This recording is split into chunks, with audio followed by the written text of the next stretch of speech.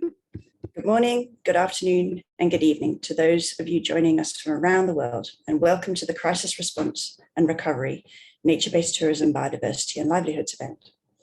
My name is Anna Spenceley, and I've been working as a consultant on sustainable tourism for the past 20 years. And I have the privilege of being chair of the Tapas Group, the director of the Global Sustainable Tourism Council, and I sit on the advisory board of Travelist. I'm thrilled to have been working alongside the Center of Responsible Travel, Arizona State University, and the World Wildlife Fund to make this event possible. And I wanted to take a moment to thank each and every one of you for being here today. The last 18 months has offered us quite a new reality.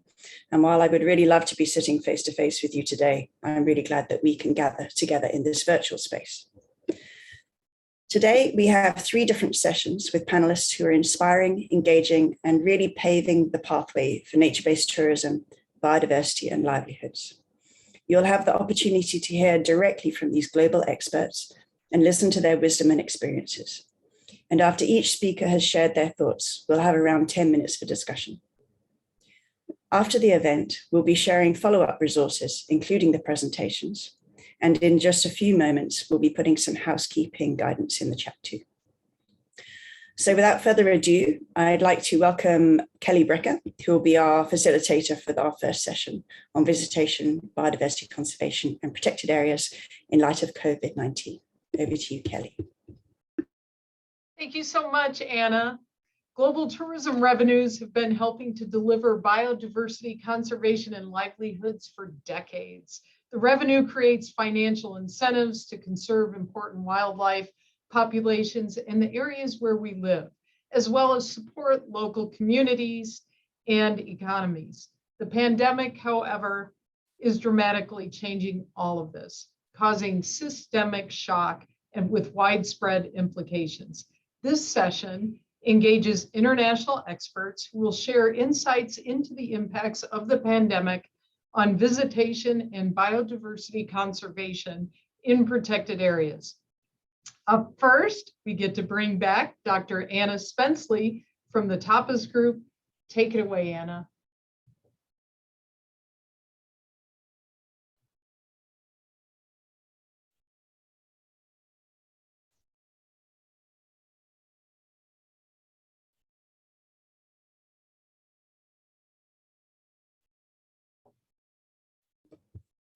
Okay, so I've been working for the last 18 months or so on a series of assignments to analyze the impact of COVID-19 on the tourism sector and look at its implications for conservation, livelihoods, and sustainability. And I'd like to share some of what I've learned with you today. These are the 3 topics that I will be speaking about. And we'll start with an overview of the impacts of the pandemic on protected area tourism. In addition to the tragic global impact on human health and lives, the global spread of coronavirus has also brought the tourism industry to a complete standstill by April 2020, and the problem of overtourism disappeared overnight. Protected areas were closed in many countries across the world, and this map shows how much visitation had declined in April last year, with the biggest drops colored in dark purple. The closures had a major impact on the revenues of many protected areas and on the amount of money spent in gateway communities.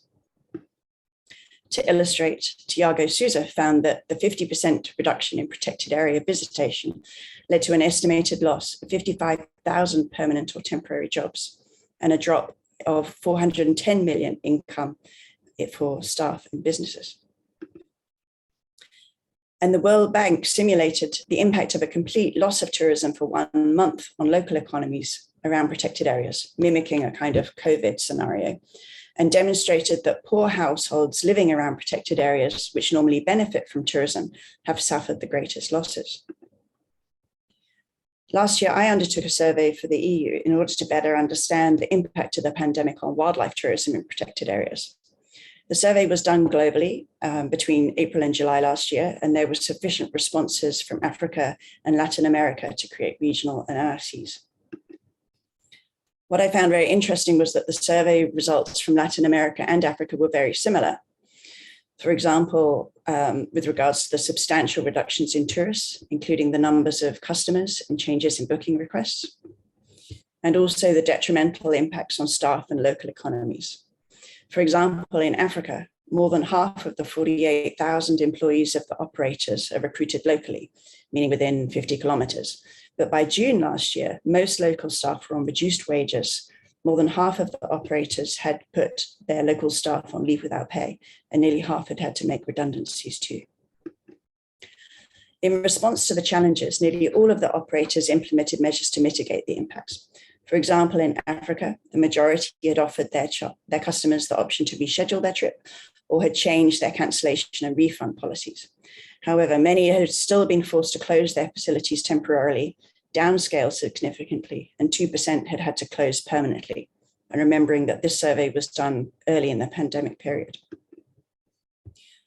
Furthermore, the majority of operators in these regions said that environmental crime was one of their most immediate concerns. And compounding this was the likely change in their own payments for environmental services, with a prediction that there would be around a $25 million decline in annual spending amongst the African operators and a drop of 245,000 in Latin America. As a result of the pandemic, some locations have seen upsurges in poaching, and they've been concerned about that the lack of tourists and extra eyes on the ground has contributed to increases in wildlife crime. In other places, though, there have been lower incidents of wildlife crime, perhaps because poachers can't move themselves or the wildlife products around so easily with lockdowns and fewer flights. We're not certain yet what the next outcome will be, and more research will be needed on this. And with a better understanding of the disease and the widespread use of face masks, PCR tests, and vaccines, travel restrictions have eased in many countries. So now we look towards rebuilding the tourism sector. Recognizing the impacts that have taken place during the pandemic and the global challenges that we have with nature, pollution, and climate, many have focused on how to recover more sustainably. Protected areas around the world are reopening gradually and cautiously for different types of tourists and activities that account for COVID conditions. Compared to the map that I showed you earlier, you can see that many more countries are now green rather than purple, indicating increased visitation. And SafariBookings.com has been conducting monthly surveys amongst the hundreds of operators it serves on its platform across Africa. Their research shows the dramatic change that took place from March to April last year and indications of improvement since May 2021. But we see that protected areas are taking vastly different approaches to tourism recovery. For example, in Machu Picchu in Peru, the World Heritage Site reopened after an 8-month closure, but will only permit now 675 visitors a day, which is around 30% of its previous limit. Meanwhile, in Indonesia, the government plans to establish a multi-million-dollar infrastructure development, which has local people and UNESCO concerned about the wildlife and local people. Then the Healthy Parks, Healthy People ethos has been around for some time now, promoting the health benefits of natural areas as an ecosystem service. An editorial essay from the World Commission on Protected Areas that was published last year emphasized the importance of protected and conserved areas in sustaining our physical and mental health, particularly under the stress of COVID-19. But in our rush to escape the confines of lockdown and get back outside, there's been a return to overcrowding, particularly where protected area managers haven't been prepared to manage the huge influx of new cohorts of visitors. These visitors have also left waste behind them, including single-use plastics, disposable barbecues, and face masks. And this is something that we'll be discussing in much more detail in the next session. We should also recognize that residents in gateway communities continue to face a dilemma. On one hand, they want to see tourists return so that they can recover their businesses and the jobs supporting tourism. But on the other hand, they're scared that visitors will bring the virus with them. And this is particularly concerning where healthcare facilities in developing countries are limited and where vaccination rollouts have been slow. To help support a sustainable, resilient, and regenerative recovery, there are needs for financial and technical resources. During the EU survey I mentioned, protected area tourism operators in Latin America and Africa were calling for a broad range of support. They were mainly seeking less than $250,000, with the majority seeking grants and around a quarter looking for debt with low interest repayments or flexible repayment terms. And they were also looking for technical advice to help identify new source markets, research new products, and they also wanted to do virtual training. Many countries have developed rescue packages to support their tourism sectors during the crisis, and there have also been a range of international grants and technical support programs too. However, the number of applications to these has by far exceeded the actual value of grant financing available.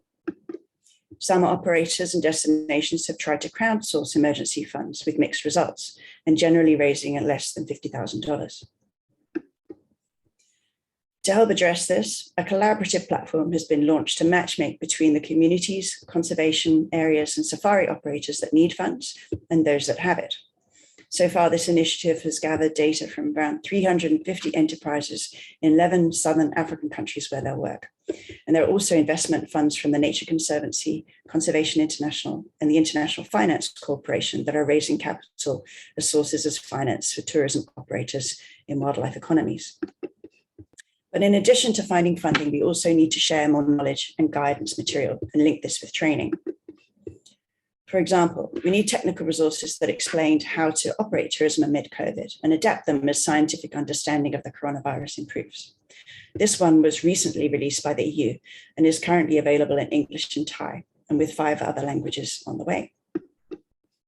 It shares intergovernmental agency and government guidance on operating tourism amid COVID, with hyperlinked examples of guidance from protected area authorities, and also illustrations of virtual safaris that can be operated until tourism recovers. Furthermore, and with an admittedly shameless plug, the new Handbook for Sustainable Tourism Practitioners provides a workable and rational toolkit for investigating practical challenges of tourism while accounting for modest timeframes and resources. This provides step-by-step guidance from more than 50 international contributors on how to make tourism sustainable, whether through destination planning, making it financially viable, or ensuring communities are fully involved. And I'm pleased to share that Edward Elgar have generously offered a 50% discount on the hardback until the end of November, using this code SPN50. Many institutions and coalitions are pushing for sustainable recovery of the tourism sector, and the energy and drive to do so makes me optimistic for the future. I'd like to thank you very much for your kind attention, and now I'll hand back to Kelly. Thank you. Thank you very much, Anna, for that informative presentation. Appreciate it. Next, we have Park Dan-gyun from the Korea National Park Service. Welcome, Park. Hi.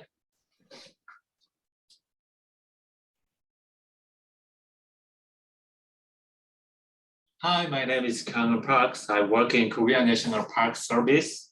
Today, I will present about visitor management in Korea protected area. I would like to introduce the changing characteristic in the Korean society in the wake of COVID. And in accordance with disease change, I will explain the actions of the Korea National Park Service. In this session, I would like to share 3 examples. First, as COVID continues, the number of self-quarantined people has increased dramatically, and their depression has gradually been serious. We provide ASMR videos to help people who are exhausted from prolonged COVID to recover emotional stability. ASMR video is collected by a park ranger using cell phones and audio equipment, after which ASMR videos are serviced after being screened by a video expert. ASMR video is the approximately 50-minute long ASMR videos show landscape and animals, plants, and other natural and cultural resources that represent Korean national parks. We are providing the service through our YouTube channel and making an ASMR mobile app to improve user accessibility. Let's enjoy ASMR videos.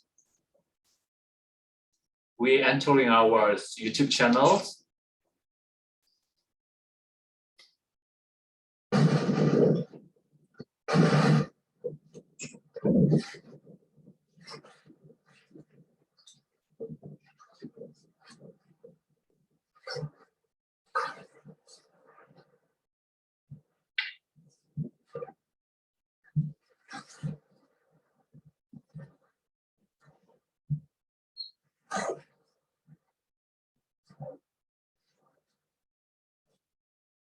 This video is the sound of beach in Han류해상 National Park.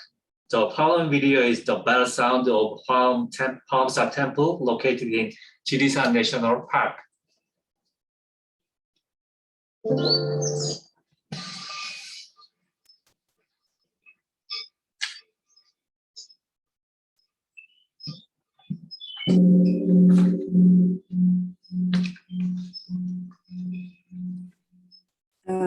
Park, this is Anna. I'm afraid I can't see the video. Are you able to share it on your screen, please?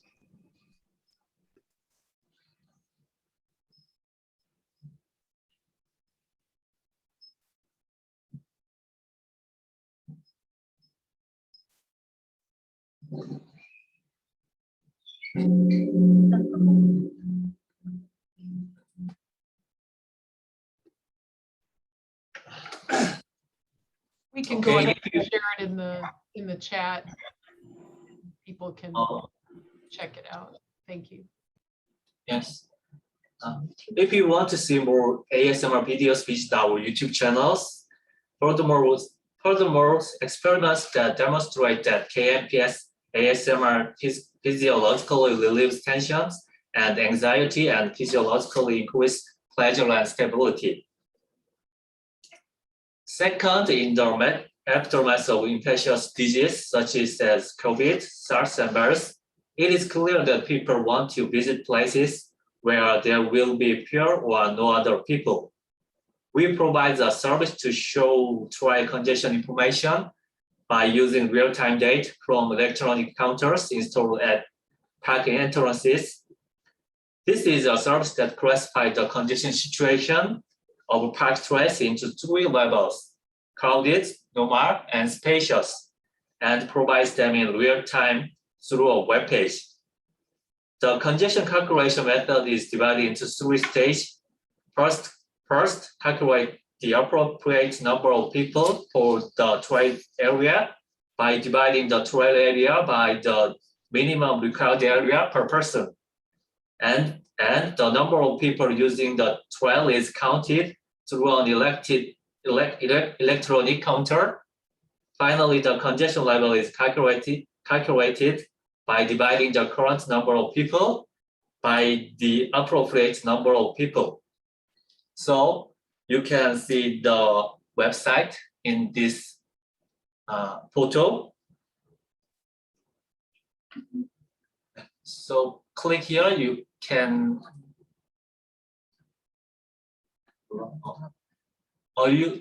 can you see this web page?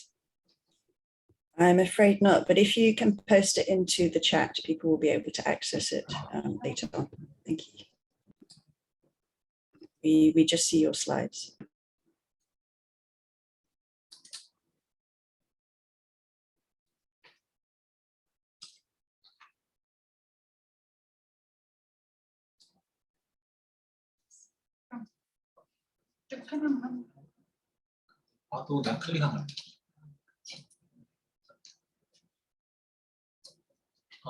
If you entering the website, you can see a map of Korea like this.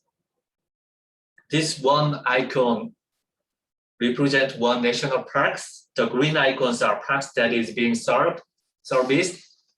Gray icons are parks that will be serviced next years. Currently, 8 national parks are in service, and it is planned to expand to 21 national parks next year. This icon is Bukhansan National Parks. It is located in Seoul, the capital of Korea. When you click, you can see the trail congestion information of the Bukhansan National Parks. It's the right photo you can see. This is the name of trail, and you can see the real-time congestion level of trail is displayed in color.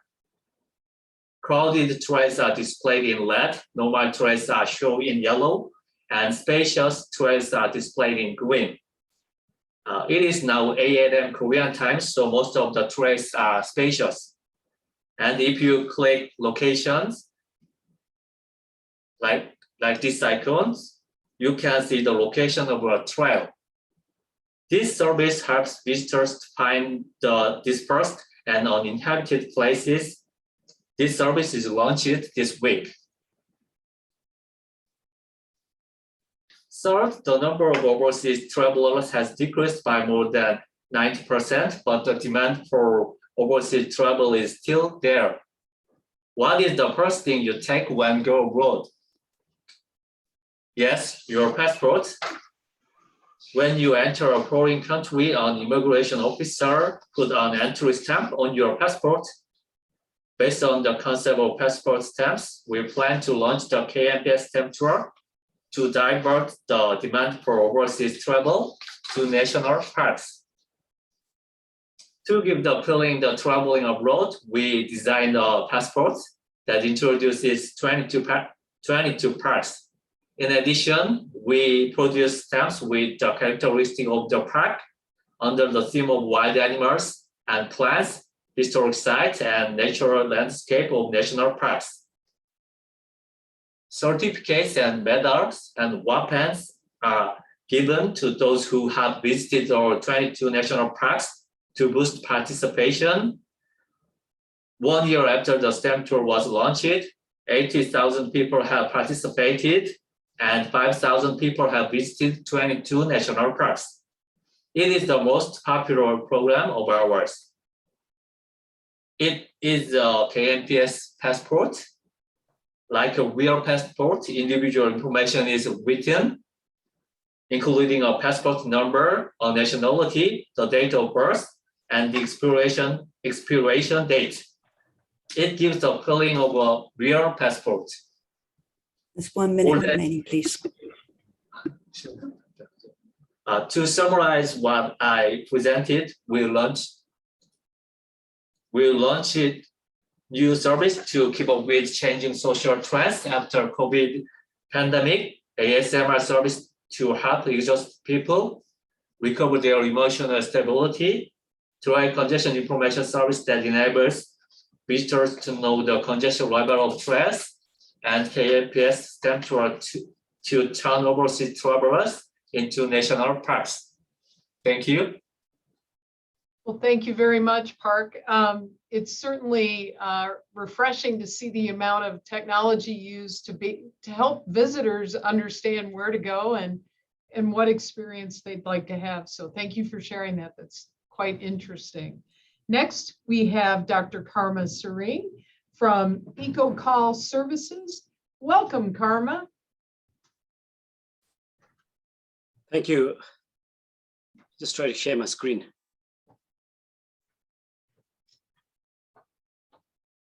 Can you see my screen?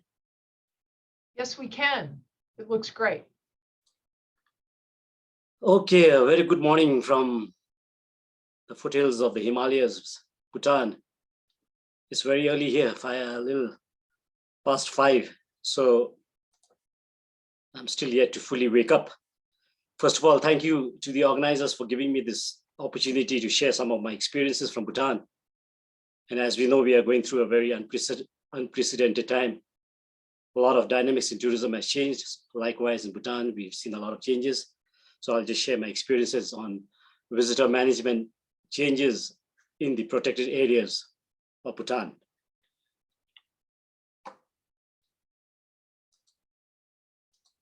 Sorry.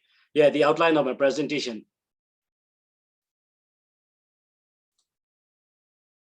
Firstly, I'll just give a brief background on tourism development in Bhutan and its impact in the country.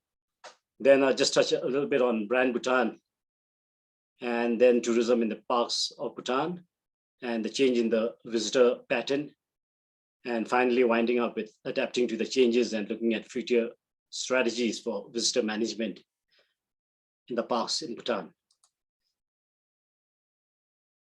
Tourism in Bhutan started in the early 1970s with the guiding principle of high value, low impact, or as we say, low volume. This is a very cautious policy we followed.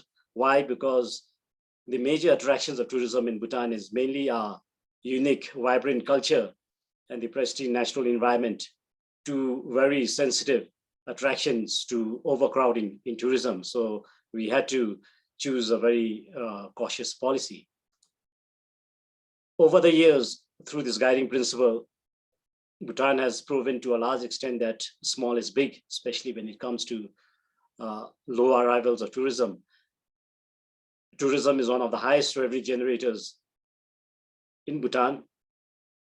Our arrivals for 2019, before COVID started, has reached the highest of over 315,000 people, visitors, which is almost half the size of the population. And because of the economic benefits of tourism, it has attracted a lot of tour operators. Like for a small country like Bhutan, there are over 3,000 tour operators, close to 200 hotels, village homestays, guides. It is compulsory to take a guide when you come to Bhutan. And here, Bhutan, we have in 2019, over 4,600 guides, and handicraft shops, also over 300 handicraft shops. So a huge economic impact through tourism, and employment over 50,000 people directly employed by tourism. So what makes Bhutan very special, brand Bhutan? As we know, in any sort of business, branding is so important. So brand Bhutan as a destination, Bhutan has captured the interest of many travelers to a large extent because of the attributes of brand Bhutan, which is basically, as I said earlier, the pristine state of the natural environment, over 72% forest cover, with a constitutional mandate to maintain 60% for all times, out of which we have over 51% of the country under protected area system. And Bhutan is highly applauded for being a carbon negative country. Then a vibrant, unique cultural heritage, mainly based on Buddhism, and a development philosophy based on gross national happiness, as opposed to the gross domestic product pursued by many countries. And lastly, the visionary kings and good governance and good leadership that Bhutan has. All these collectively has branded Bhutan as a very special country.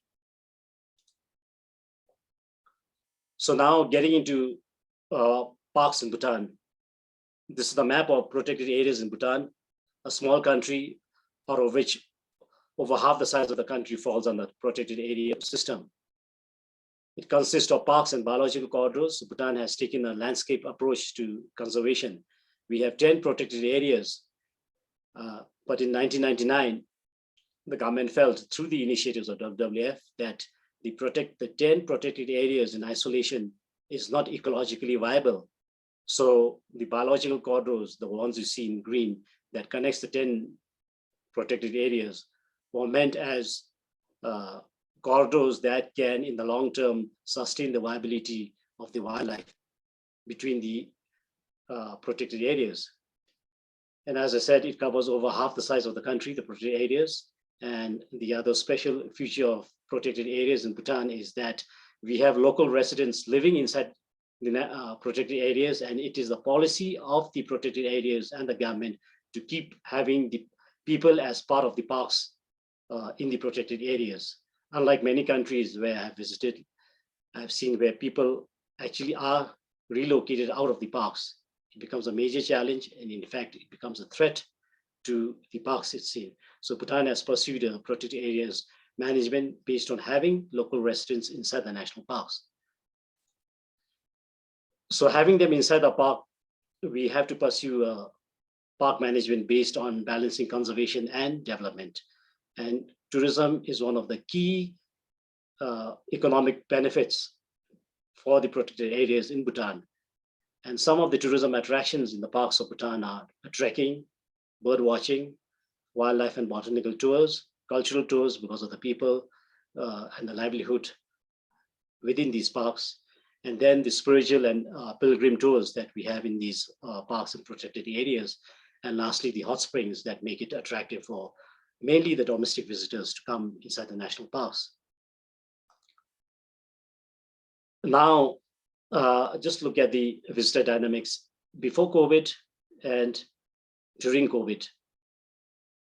Pre-COVID, the maximum visitors that came to the protected areas were all international visitors. And although we have international visitors, in overall, visitors to protected areas is not really big in Bhutan. It only estimated around 10% of total arrivals. 90% of people who come to Bhutan actually travel outside the national parks during cultural tours. And trekking was the major attraction, followed by bird watching for international travelers to Bhutan, to the protected areas in Bhutan.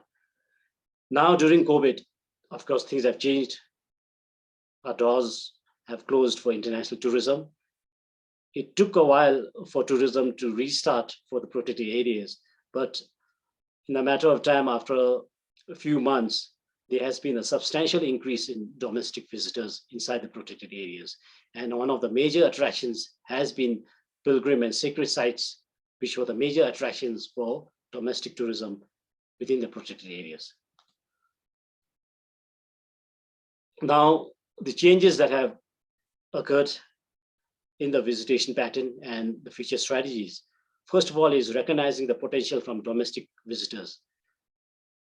Prior to 2019, domestic tourism was hardly even thought about. Although there were travelers, few domestic travelers within the country, there are a lot of problems for them to travel because they did not have any tour operators who were focused in catering to domestic tourism. So now there has been a shift in focus by tour operators, developing tours to cater to domestic market. Initially, tour operators catered their tours only for international tourists.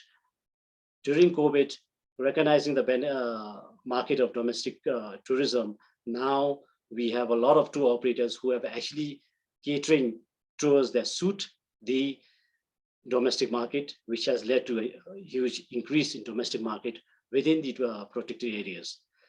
So when it comes to management in the parks, there's been now aligning visitor management strategies because of the initiation of the domestic tourism. And the Tourism Council of Bhutan, which is the apex tourism management board, they have now initiated even the registration system. And as you see below, there's a Drup Quora, which means Bhutanese exploring Bhutan. A logo has been made.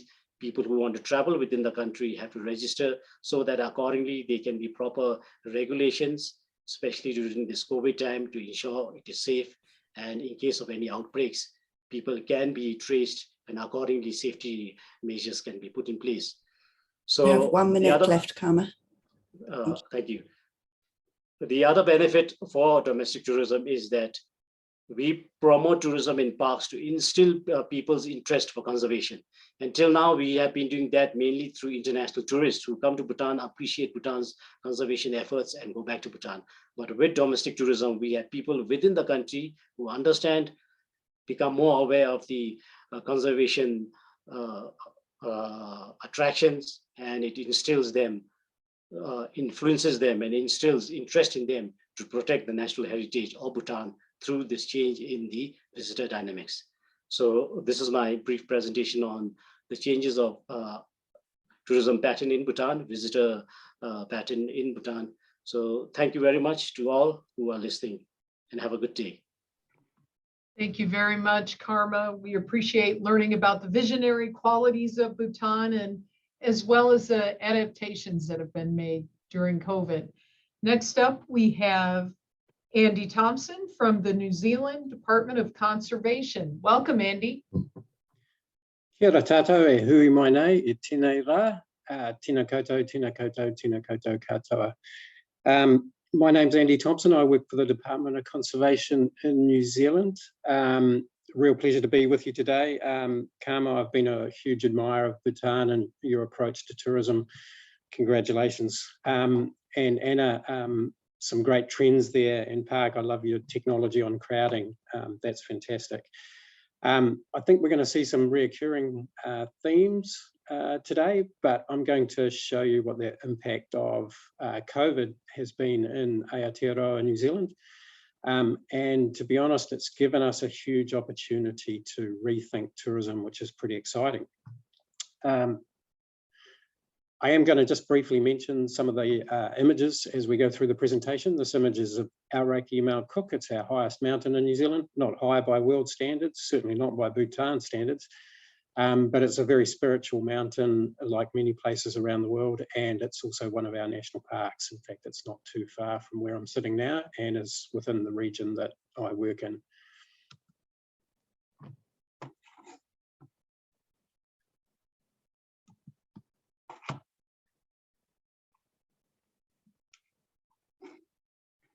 And I'm just trying to work out how to scroll Might through. try the lower left corner of the slide, Andy. Thanks for that tip. That's awesome.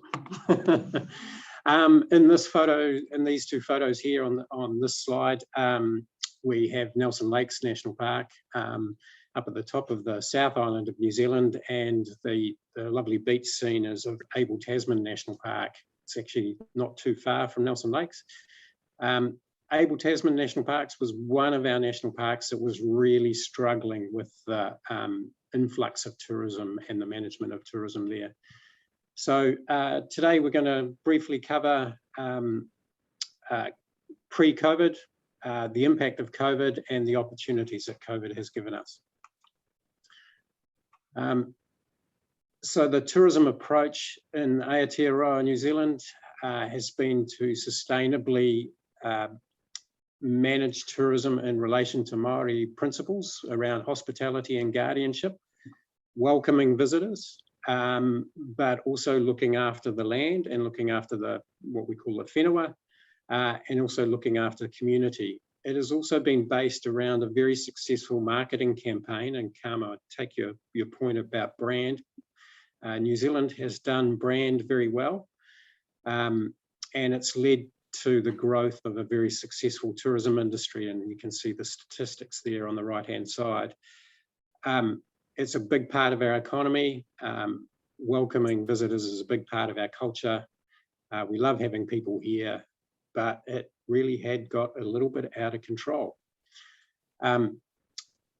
We even had a conservation and visitor levy in place, so when people arrived at the airport, they were contributing to the management of our national parks directly. The photo here is of Tongariro National Park in the central North Island, again, another very spiritual place, and I believe the second national park in the world. So the impact of COVID is we went from 3.9 million visitors.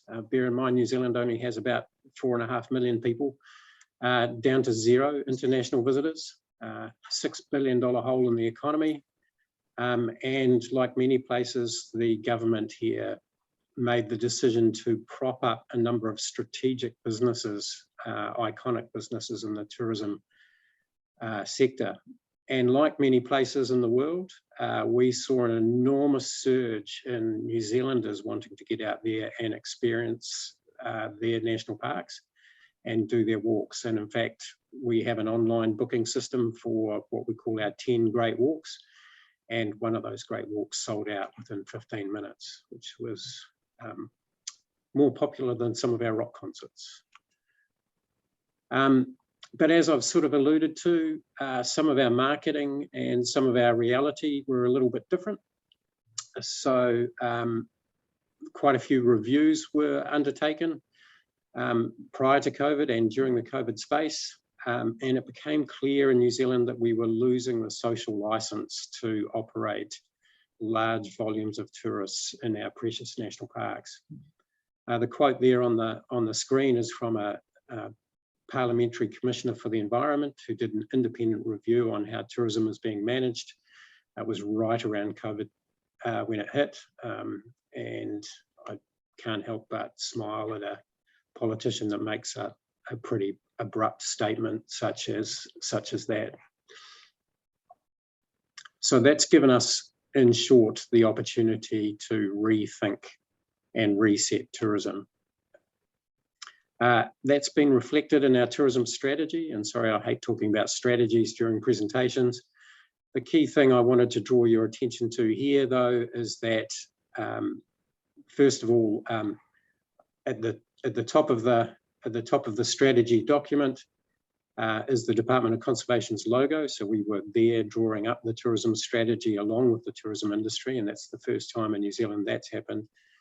And the environment is really being put first.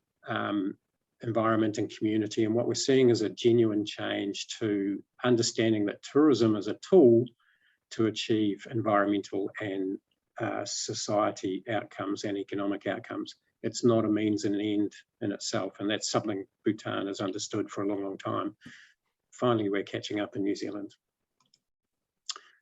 So how is that playing out on the ground? I've got 2 case studies, which I'm going to briefly flick through because it's pretty hard work on the ground to change the direction of your tourism industry when you have a whole lot of infrastructure built around that. Milford Sound, Piopiotahi, probably our biggest tourism attraction. It's in Fiordland National Park at the bottom of the South Island. And they're taking quite a ground up approach to looking at things there. There's been, it's had around 1.2 million visitors per annum, and that's been growing rapidly. They're looking to, currently you can drive to Milford Sound. They're looking at ending driving, and there'll be a centralised transport system, carbon neutral, charging visitors based on the value of the place. In New Zealand, you don't pay to get into national parks, but we're looking at some places where we might be able to do that in the future. Prohibiting cruise ships, a good bold move. There's over 100 cruise ships that visit Piopiotahi. Closing down an airport that's in the Sound, because it's one of the first things that you see when you get to the Sound is an airport, and that's not why people come. Introducing new government and management structure for the area. At the moment, the management structure for the area is very much based around the tourism industry and not around conservation or Indigenous people. And building a world-class cable car to reach higher elevations. Now, there's a safety reason for that. There is significant earthquake risk in this site, and getting people higher is seen as one way of mitigating impacts. The second area I wanted to touch on is an area that I'm directly responsible for managing. I'm fortunate enough to manage an area called Banks Peninsula in New Zealand. In Banks Peninsula is the stronghold for this amazing little Hector's dolphin. It's a dolphin that's about 1.5 meters in length. You can see it's got a Mickey Mouse shaped ear for its dorsal fin. They're extremely playful little dolphin, but they are unique and they're endemic. And in Akaroa Harbour, it's one of the places, about the only place in the world where you can go out in a boat and you will see dolphin. There's no question about that. It's just a matter of when and where you will see them. So it's quite unique. There's quite a tourism industry built around that. Due to the 2010 Canterbury earthquakes, we saw a shift in the cruise boat market from Christchurch, Lyttelton Harbour, over to Akaroa Harbour. And we went from having a few cruise ships in Akaroa Harbour to suddenly having 91 cruise ships per annum. It's quite a shallow harbour, it's not huge. And the effect of those cruise ships is where they can't, they have to moor, so they can't berth, means that they've got their thrusters on the whole time and they are producing noise. There is speed 1 minute impact. left, Andy. Thank you. Thank you. Speed impact from boats and also damage to the sea floor. Post-COVID, there's no cruise ships, they've all gone away. And we're down to about 20 trips to view dolphins per annum by the local tourism operators. My final slide shows the results of a long-term study where we've actually been able to track how dolphins use the harbour, and the picture up the top, or the graph heat map up the top there, shows how dolphins are moving further and further out of the harbour. That's a huge concern to us. Pushing, a rare animal out of its habitat is something that has to be taken significantly. We think the cruise ships, as well as the tourism industry, as well as the recreation boaties, have had a part to play there, and we've got to make some big changes because of that. So I've been working with the tourism operators directly to bring about some of those changes. And finally, I'm just saying kia ora. I've got a picture of a moorpork owl there. And the mōpō gal there is to keep an eye on things, because these are challenging situations and great opportunities, but we need to keep an eye on things. Kia ora. Great. Thank you very much. Thank you to everyone for your insights and the implications of the pandemic on visitation in protected areas across the world. And it's really fascinating, Andy, to hear that some parks have become more popular than rock concerts in New Zealand, and great to see that technologies and approaches being used in Korea and Bhutan.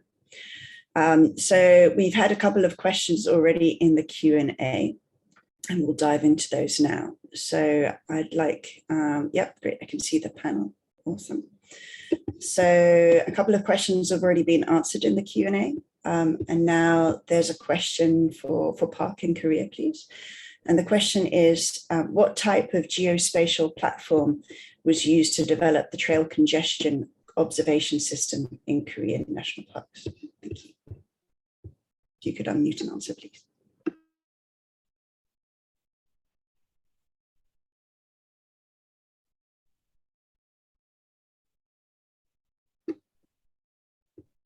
Park and Minsun, could you unmute, please? Did you hear the question? Okay.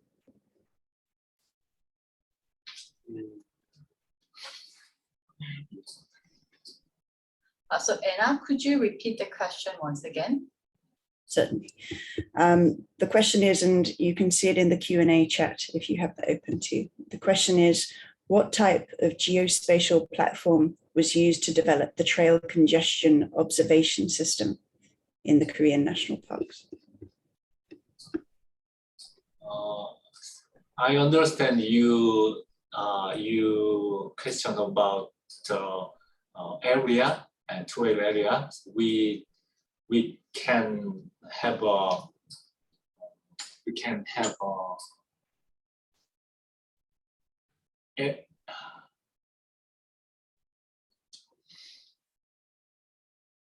우리가 이제 우리가 그 면적이 이미 계산돼 있어요. 그걸 가지고 면적은 이미 우리가 그 계산된 면적 가지고 있다. 단방로 면적에 대한 거는 이미 우리가 계산돼서 가지고 있다. So Anna, so we already have the data for the area of each trails in the national parks, and then we are using this data to divide. We are using this data to calculate the density level of the trail. Great, thank you very much. Thank you. Next, we have a question for Karma. And the question is, what is the best way to encourage community participation in protected area tourism in Bhutan?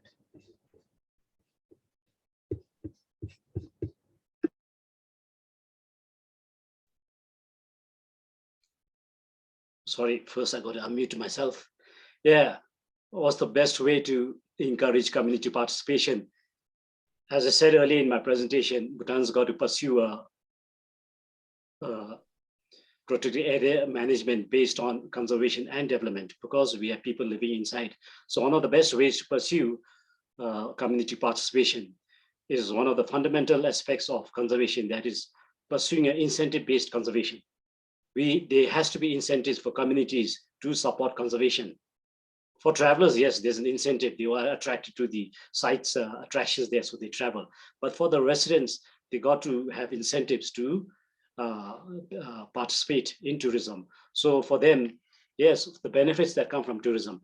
So in Bhutan, the benefits that come from tourism for communities, it's basically a lot of to do with trail management, the visitor management, catering to their services, pitching their tents, carrying their luggage, portering services, village homestays. People are able to offer their houses, turn it into village homestays. And these are the ways that give them economic benefits. So yeah, many of the incentives are based on services.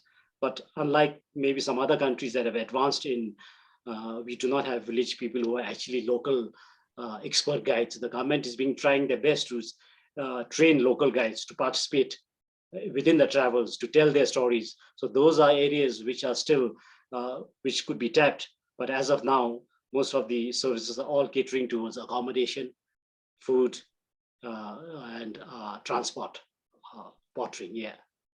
Thank you. I hope that has helped. That's great. Thank you very much, Karma. I'm going to go next. We have a question for Andy, which are, what do you think are the biggest menaces for the protected areas in New Zealand, and how is tourism confronting these problems? Yeah, this is a really good question. Our biggest menaces in New Zealand are invasive weeds and pests, by far dwarf any other issue that we deal with. And unfortunately, we spend most of our time as rangers trying to deal with those invasive weeds and pests. We have a unique movement in New Zealand called Predator Free 2050. So we're aiming to have the whole community, tourism industries, all on board with helping us achieve that approach. And we're seeing some remarkable changes. And we know that when we remove the pests, we get amazing spring back with our biodiversity. So the tourism industry is definitely in their boots and all as part of that. And the real rhetoric around tourism in New Zealand at the moment is a word that Anna used in her presentation. It's all around regenerative tourism. So yeah, expect a lot more in that space. I see there's another question there around price elasticity and market testing for international visitors. That's another really good question. And I think what happened is pretty much there've been a lot of studies and a lot of indications that people were willing to pay, but hadn't been a lot of action until about 3 or 4 years ago. And at that time, two things happened. We were able to put in place the conservation levy at the border, which meant that international visitors paid a set amount of money when they came into the country. And that went to local government and also to the Department of Conservation to fund infrastructure to manage tourism pressures. And the other thing that happened is with our Great Walks product, we just implemented a price change. We gave about 12 months notice and just did it. And there really hasn't been any complaints at all. So if you're a Kiwi, you can get it for one price. And if you're an international visitor, you get it for another price. And the demand is still strong because the product is so good. Thank you very much, Andy, for doing two questions at the same time. Thank you. Okay, I'm going to check. We've got a lot of questions in the chat, but we've probably got time for one, maybe two for everybody. There's a question from Mariana Altricia. She says to everyone, you mentioned that national tourism has increased during the post-COVID period. Are you expecting that international tourism will return, or are you depending on national tourism for the future? So maybe we can go in turn. Parker Minson, would you like to respond? And then we'll go to Karma and then to Andy. 우리가 봤을 때는 이제 코로나가 끝나면 해외 관광객들이 많이 증가할 거라고 예상하고 있습니다. 저희 이제 국내 트렌드, 코로나 이후에 국내 트렌드 조사한 결과에 따르면 해외 관광에 대한 국내인들의 그런 해외 여행에 대한 수요는 여전히 높은 걸로 보이고요. 이처럼 이제 다른 나라 사람들도 해외 여행에 대한 지금 수요는 여전히 높을 걸로 보고 있습니다. So I will help the interpretation of what Mr. Pakanen said just now. So we are expecting that there are the huge needs from of the increase of the international travel after the post-COVID-19. So during early of this year, we had a research on the change of the visitor trend. Then we are expecting that there are lots of there will be increase of the international tourism after COVID-19. Thank you. Thank you very much. And Karma, would you like to respond briefly? Thank you. Sorry, Anna, could you repeat the question? I was busy answering a question on chat for somebody. Sorry about that, yeah. No problem. The question was about whether you think that Bhutan will continue to use domestic travel in the future, or whether you think international travel will rebound. I'm sure it'll take a while for international tourism to rebound. But yes, the lessons learned during this COVID, there's been advantages and disadvantages. One of the advantages, as I said, domestic tourism will be, I'm sure the tour operators, there are few tour operators who have been influenced and they feel there's a market. And I'm definitely sure that domestic market will pick up, even if things normalize after COVID. Thank you, Karma. Thank you. And Andy, would you like to respond? Thank you. Crystal ball gazing, isn't it? It's a dangerous occupation at the moment. I agree with Karma. I think his comments are really sound there. It's going to take a while for some of the remoter areas, locations like Bhutan, like New Zealand, to see international visitors back. Certainly Kiwis are loving traveling their own country, that's for sure. Yeah, I think it's a similar situation here in Papua New Guinea as well. Okay, so we are 3 minutes to hour, so we're actually going to have to wrap up now. So thanks everyone for the fantastic questions and our wonderful panel of speakers. We do have more questions into the Q&A, but do not worry, they will not be lost. We will move them into an online document and we'll be able to respond to those as well.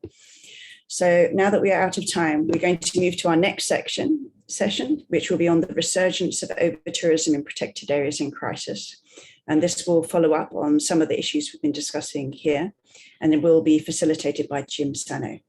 You can stay on this Zoom link for the next session. Thank you, everyone.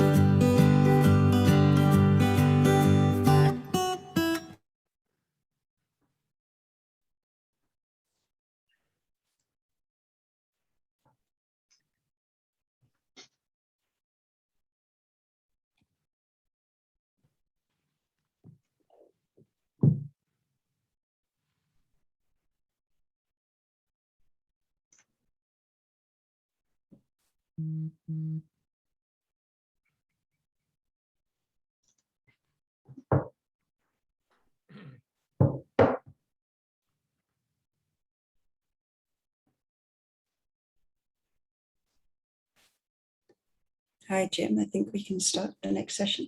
Thank you. Okay. Welcome to our 5th session on how the recovery is playing out in some of our most iconic protected areas. One of the things that we are observing, or have observed actually, is that when at the onset of the pandemic, the majority of the travelers, especially with tour operators, they postponed their trips versus they canceled their trips. And so they were waiting on the sidelines, ready to go. And as the pandemic has eased in some destinations, so has the reappearance of over-tourism, especially fueled by domestic travelers. And so what the pandemic has also created is a systemic and market-based opportunity for protected area managers, communities, the travel industry, its massive supply chain to achieve the mission of and recalibrate tactics to protect natural and cultural resources, provide quality visitor experiences, and benefit local communities. Today, we are honored to have a panel of experts who provide their insights on the challenges and opportunities to affect meaningful long-term change. And so first we have Dr. Martha Honey, the Director for Responsible Travel Consulting. Over to you, Martha. Thank you very much. Let me just pull up my PowerPoint, I hope.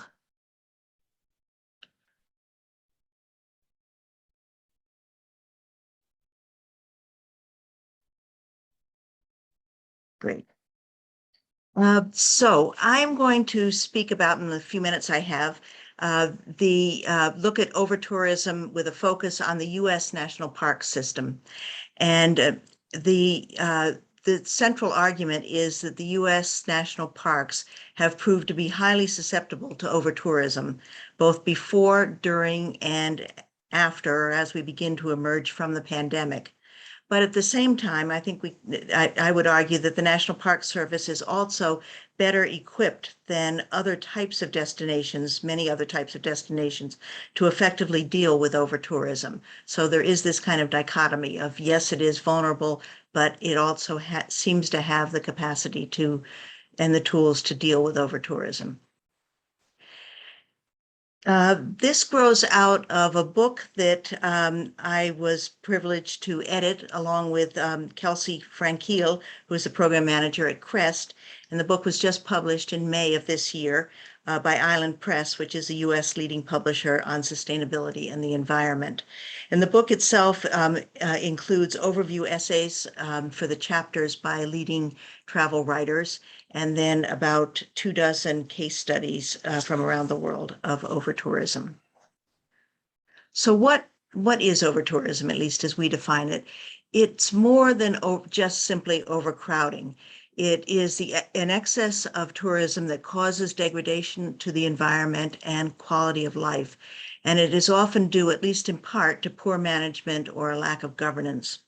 Over the last 10 to 15 years, we have seen a confluence of a number of short and long-term factors that have come together to create a kind of perfect storm that has led to overtourism. These include the continuing growth in the number of travelers, both domestic and international, cheap airlines, the growth of the cruise industry and of Airbnbs, and an explosion of social media tools, among other factors. In looking at which places are affected by overtourism, it's certainly not everywhere in the world, and the impact has been uneven. But in doing our book, we identified 5 different types of destinations that seem particularly vulnerable to overtourism: parks and protected areas, beaches and coastal communities, historic cities, World Heritage sites, and some national and regional destinations. In terms of the causes of overtourism in national parks, particularly the U.S. national parks, one of the factors is that the visitation to the park has jumped 40% just in the last decade, from 287 million up to 327 million in 2019. And the reasons for overtourism include a number of factors: the close proximity of many parks to urban areas, affordability, the ease of access, increase in international visitors to our national parks, and a tremendous growth of social media that have in particular included Instagram posts, bucket lists, and selfies that are promoting particular parks or particular parts of parks, what we can call sort of the marquee parks places like Yellowstone, Grand Canyon, Zion, Yosemite, Rocky Mountain, and Acadia, all of which have experienced up until 2019 increasing numbers of visitors. And this has led to what can be called greenlock or gridlock in natural areas. In terms of tackling over-tourism, we saw the national park system actually begin to do so well before the pandemic. The number of visitors to the parks, as I said, had jumped, and they began applying various techniques. They have well-developed strategies within the park system, the US park system being the oldest in the world, over a century old. And so their management systems are well-hewned and well-developed, and they were able to develop tools for over-tourism to use in many of the parks. One of the tools used is known as the Visitor Use Management System, and this includes kind of the 3 E's of using education, engineering, and enforcement. By engineering, that means helping travelers in planning trips via new websites, signage, and digital platforms, through advanced reservations, and also to help steer visitors to less crowded parks. In terms of engineering, this involved new, improved, or redesigned roads, parking areas, shuttle services, park entrances, and visitor centers. In Yellowstone, for instance, one of the park entrances developed a fast lane for those with park passes, modeled after the Easy Pass system used on highways in this country. And the third, E, enforcement, involved tools such as reservation systems, managed access, permitting, and visitor caps.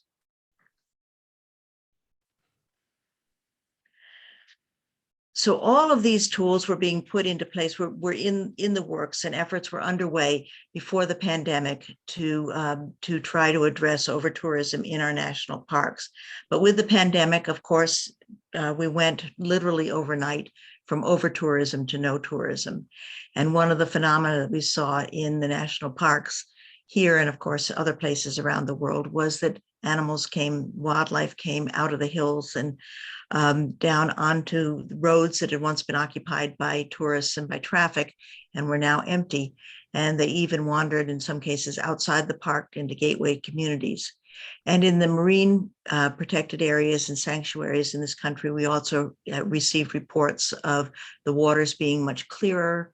The increase seemed to be an increase in fish, in wildlife, in turtles, in birds. But all of this kind of Garden of Eden moment in many of the parks, proved to be very short-lived. It just didn't last very long.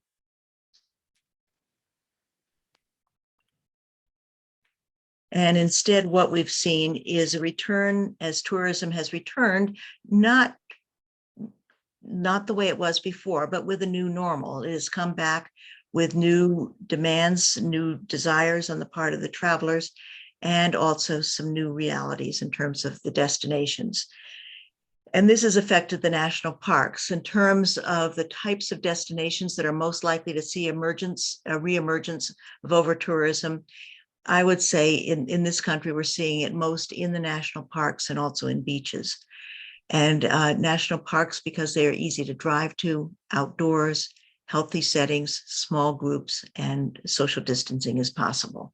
So all of this has led to, unfortunately, a resurgence of over-tourism in a number of the parks.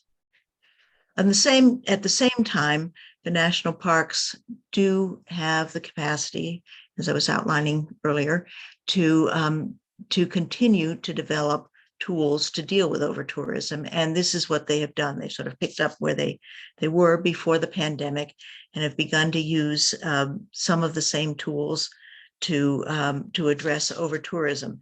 According to Donald Ledbetter, who is the tourism head for the National Park System, he says that the VUM tools of education, engineering, and enforcement that were used pre-pandemic are now being used post-pandemic for trying to deal with over-tourism. So the general framework for how to deal with over-tourism has remained largely the same, but there is a much stronger emphasis, of course, on public health in terms of what they're doing.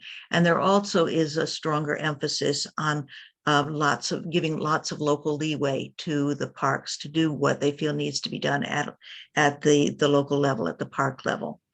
For instance, what we've seen is in the Rocky Mountain National Park in Colorado, they have for the first time are using timed entry permit systems and also advanced reservations for campsites and other facilities.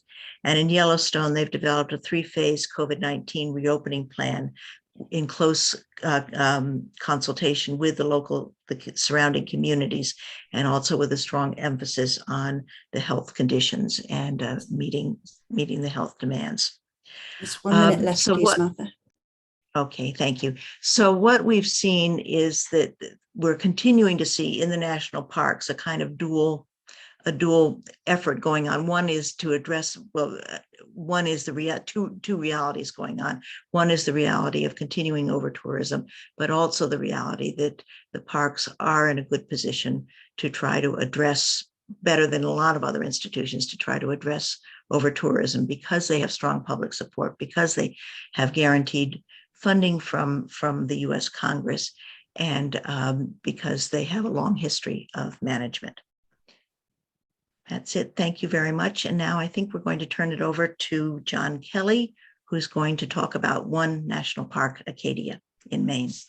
Yeah, thank you so much, Martha. And yes, we're going to have next up is John Kelly, who is a management assistant for Acadia National Park, one of the iconic parks that Martha mentioned that is in the northeastern part of the US in the state of Maine. So over to you, John. Okay, I'm not able to share my screen yet. I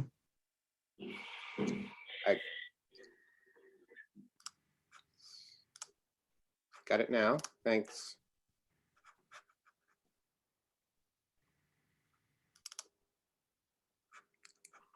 I trust everyone can see that. Yes, that's great. Thanks, John. Great, thank you. Just like to say good evening and thank you for this opportunity to participate in this important discussion. As was mentioned, there are very high levels of visitation at Acadia, been a critical issue for a number of years. The resurgence of visitation due to COVID has only exacerbated this growing issue. Tonight, I want to focus on actually a success story, a particular visitor use management tool that has been executed this year very well in the face of over-tourism. And to start, I just would like to also just give you a little background and context for Acadia National Park. As was mentioned, the park is located in the northeastern part of the United States. It's on the Atlantic coast in the state of Maine. And notably, it is within a day's drive of more than 50 million people, a mostly urban population. So this has been a huge driver for people in urban areas seeking out recreation in the outdoors away from urban areas and being only a day's drive from Acadia National Park. The park system was established in 1916. There are 423 units across every state and territory, covers 85 million acres. And in 2019, which was the next highest visitation for the Park Service, we had 328 million visits. Acadia, like other parks, is part of the national park system that includes a diverse array of natural, cultural, and recreational resources that embody the heritage of the United States. From Yellowstone, pictured here, the first national park in the world in 1872, with 2 million acres, to the incredibly small Evers Home National Monument in Alabama, which was established in 2020 to commemorate the lives of 2 prominent civil rights leaders. So we have a great diversity, and Acadia is a part of that.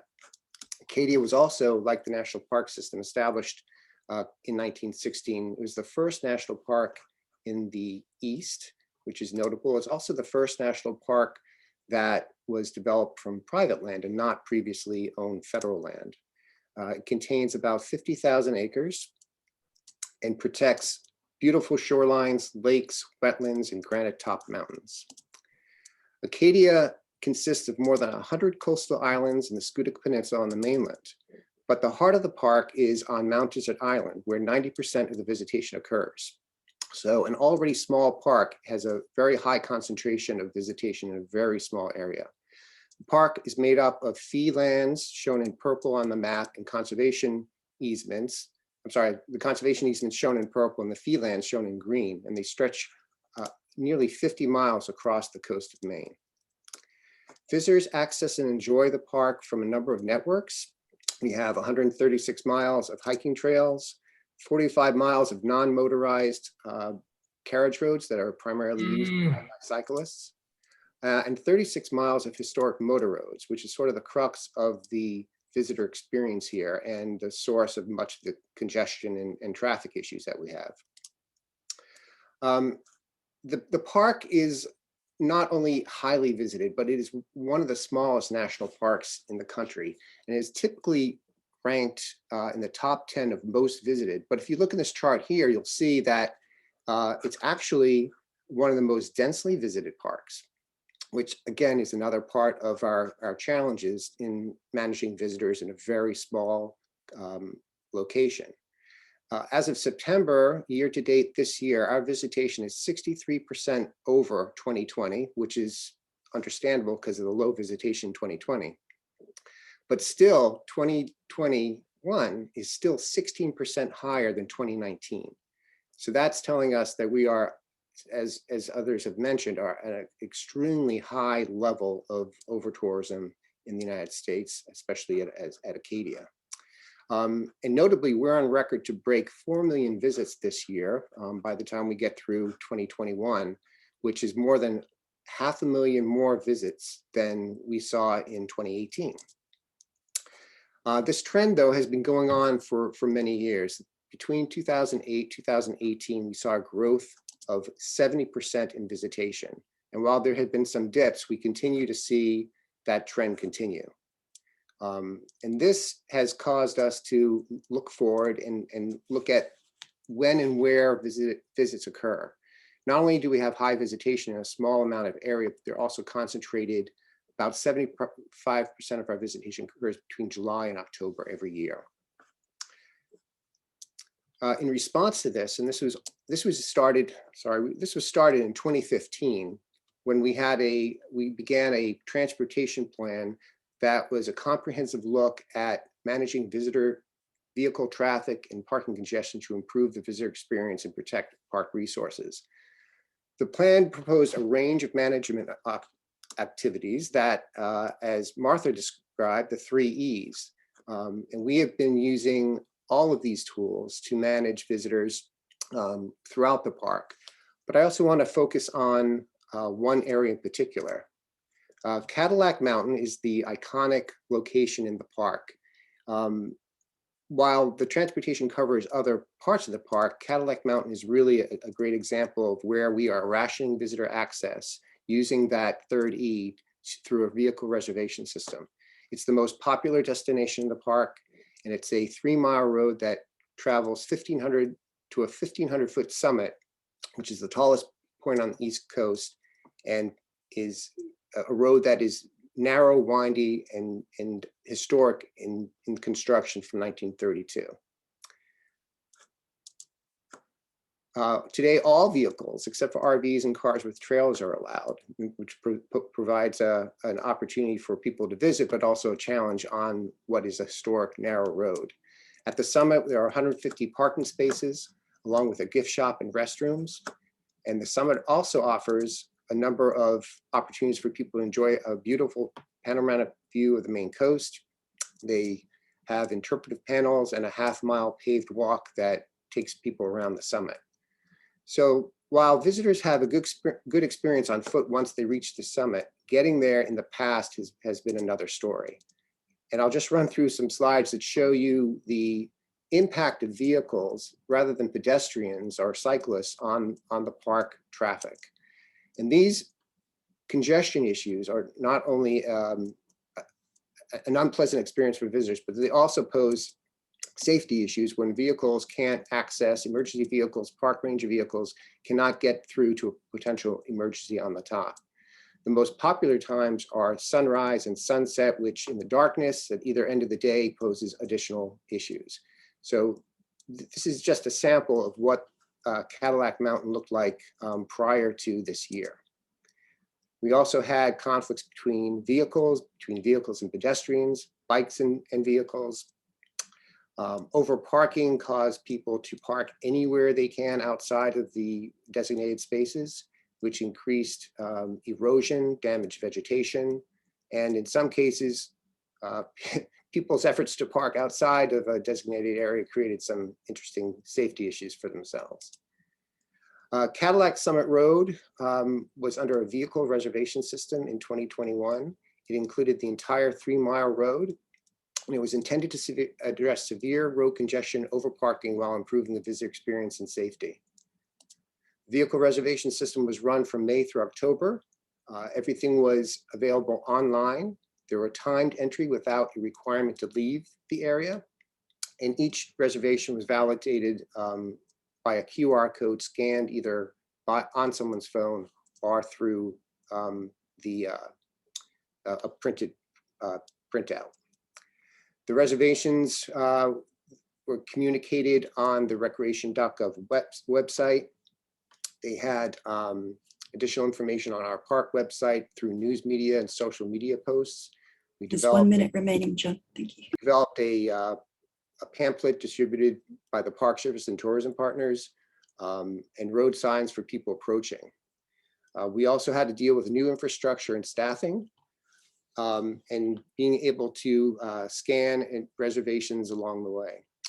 So in the end, our reservations were very successful. We sold 200,000 or 85% of them. We reduced, compared to 2013 baseline numbers, we reduced visitation from 534,000 to 488, and the number of cars in one day peaks from 2,400 to 1,700. We got very good reviews on the rec.gov website, and some lessons to be learned is to set reasonable expectations for systems like this, not to expect perfection, be adaptable to changing circumstances, and offer visitors alternative experience if they can't get a reservation. And most importantly, communicate broadly, early, and continually. Thank you. Thank you so much, John. And next we have Professor Amran Hamza from the University Technology in Malaysia. So over to you, Amran. Thank you, and good morning from my part of the world. My topic is regarding domestic overtourism patterns in Asia or Asia protected areas, and I would like, please, Maddie, to help me with the slides. Next, please. So I will talk about the pre-pandemic or tourism in the pre-pandemic and now the post-pandemic, and in between, I will stress a bit more on what is called the social construct or social construction of nature that has influenced tourist behavior in protected areas in Asia. Next, please. Thank you, Martha, for giving the definition of overtourism, and it is certainly beyond just numbers, and it is also common in Asia, especially in marine protected areas. You can see that they have all very vulnerable. Southeast Asia is very popular for island coastal tourism, and the common problems like improperly treated sewage and the depletion of marine ecosystems, and also the problems of overcrowding, congestion, and irresponsible tourist behavior is common across the region. So next, please. This has led to even temporary closures. I think the very famous Koh Phi or Phi Islands, where they filmed the beach starring the very young Leonardo DiCaprio then was filmed, and Boracay Island in Philippines had to be closed for several months.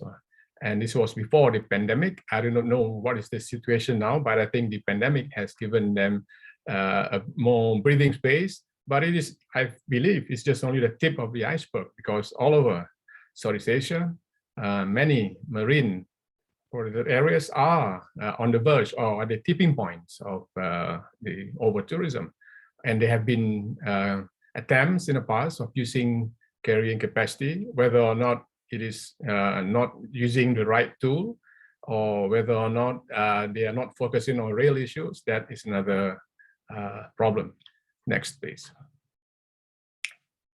So this is also a common phenomenon in many protected areas in Asia, in which sustainable tourism is usually, you can see it in the form of a thin end of the wedge. This is Royal Bloom State Park, which aspires to be inscribed in the World Heritage List next year. And this is one boat which is taking tourists. And now, you know, as more tourists come in, and the government felt that they needed to provide infrastructure. So next, rather than build a solid infrastructure, there's a temporary pontoons will do it. But again, it is doing the same, causing the same impact and bringing more tourists to the very narrow passages leading to the hinterland, leading to the more, what do you call this, dense forest. So this is common all over PAs in Asia. Next, please.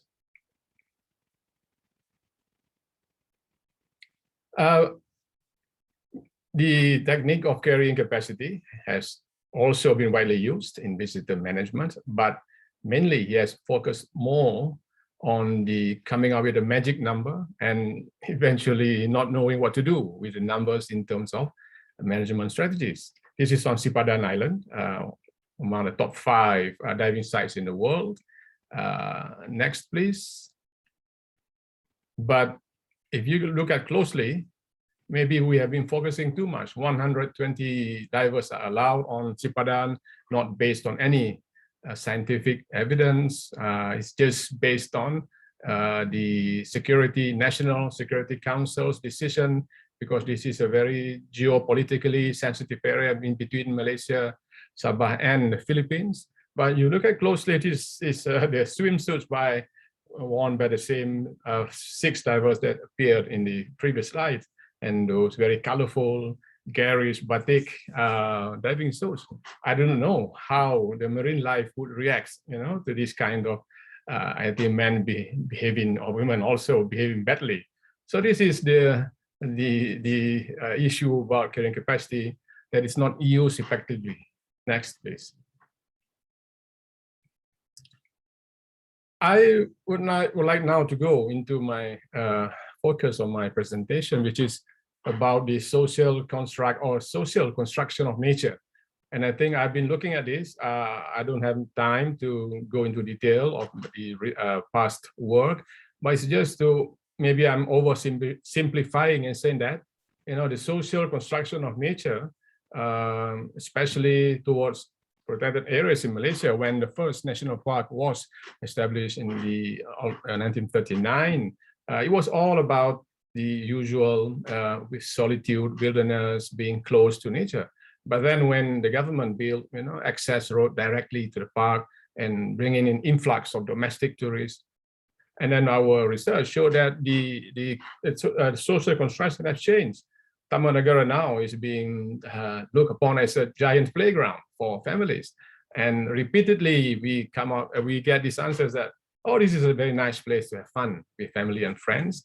And instead of the flora and fauna of the trails that need to be explored, domestic tourists were happy just, you know, going along the canopy walk and swimming with the mahseer fish, feeding the fish. And this has been the popular attractions now at Taman Negara. Next, please.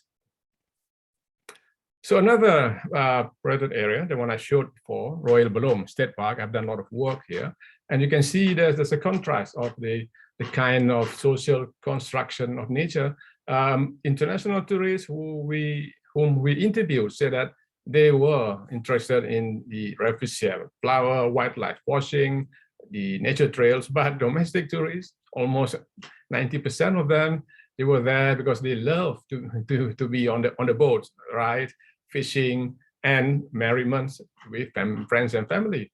And that photograph of that houseboat now, there are loads of them on Tasik Kenya, and this is the kind of domestic holidays that you stay 3 days, 2 nights, or up to a week, having fun, merriments, fishing, and nothing to do about appreciating nature, wilderness, and so on.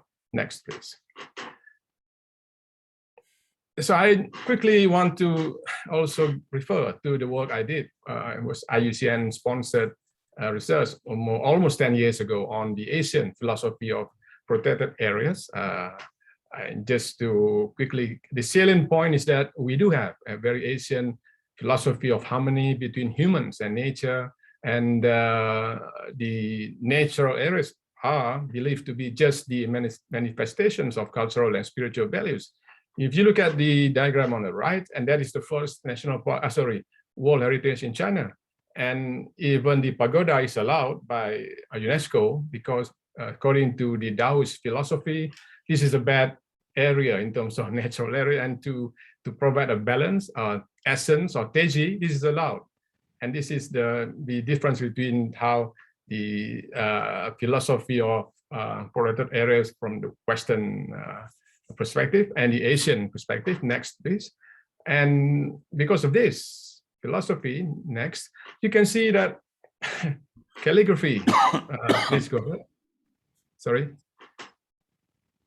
Calligraphy everywhere. It is calligraphy in caves to celebrate the prose of poets. But then when I've been to many of the nature reserves in China, I can see that this could have been used as a form of license for Disneyfication. And then, neon lights and even elevators have been used. So I have to rush now quickly. Next, please. So you can see that through this, I think, exploitation of the philosophy, you have seen that a lot of incompatible users being introduced. And during the pandemic, there have been a lot of surveys being done, and most of the Asian tourists said, yeah, we will change our behavior. But what happened after that is just the same, revenge tourism. Next, please. I just try to finish one or two slides. And this is the irresponsible tourist behavior that is common in Asia now. Next. And so what we are trying to do is really a very, very huge challenge, how to change the social construction of nature, which requires not only the 3 E's, education, engineering, and enforcement, but the engineering will involve social engineering. So next, please. And this is a project sponsored by UNDP. We're trying to increase the depth of the ecotourism experience through this non-consumptive wildlife tourism, so that we want to change the whole branding of Royal Bloom State Park for the industry players, for the tourism players too. Next, please. And finally, let me just conclude that this has been on the left, the traditional roles of PAs in Asia. But now, since all these changes to the tourism behavior, probably we should put public enjoyment as number 2 after conservation. So next, final slide is just to say that there's a lot of work to be done. We have been doing it in the post-COVID landscape, especially now to look at how we can focus on the social construction of nature among domestic tourists in Asia. Thank you very much. Thank you, Professor Hamza. And next we welcome Dr. Bill Borey, an associate professor at Deakin University. And so over to you, Dr. Borey. And thank you for the opportunity to speak this evening. Can you hear me? Yes, we can.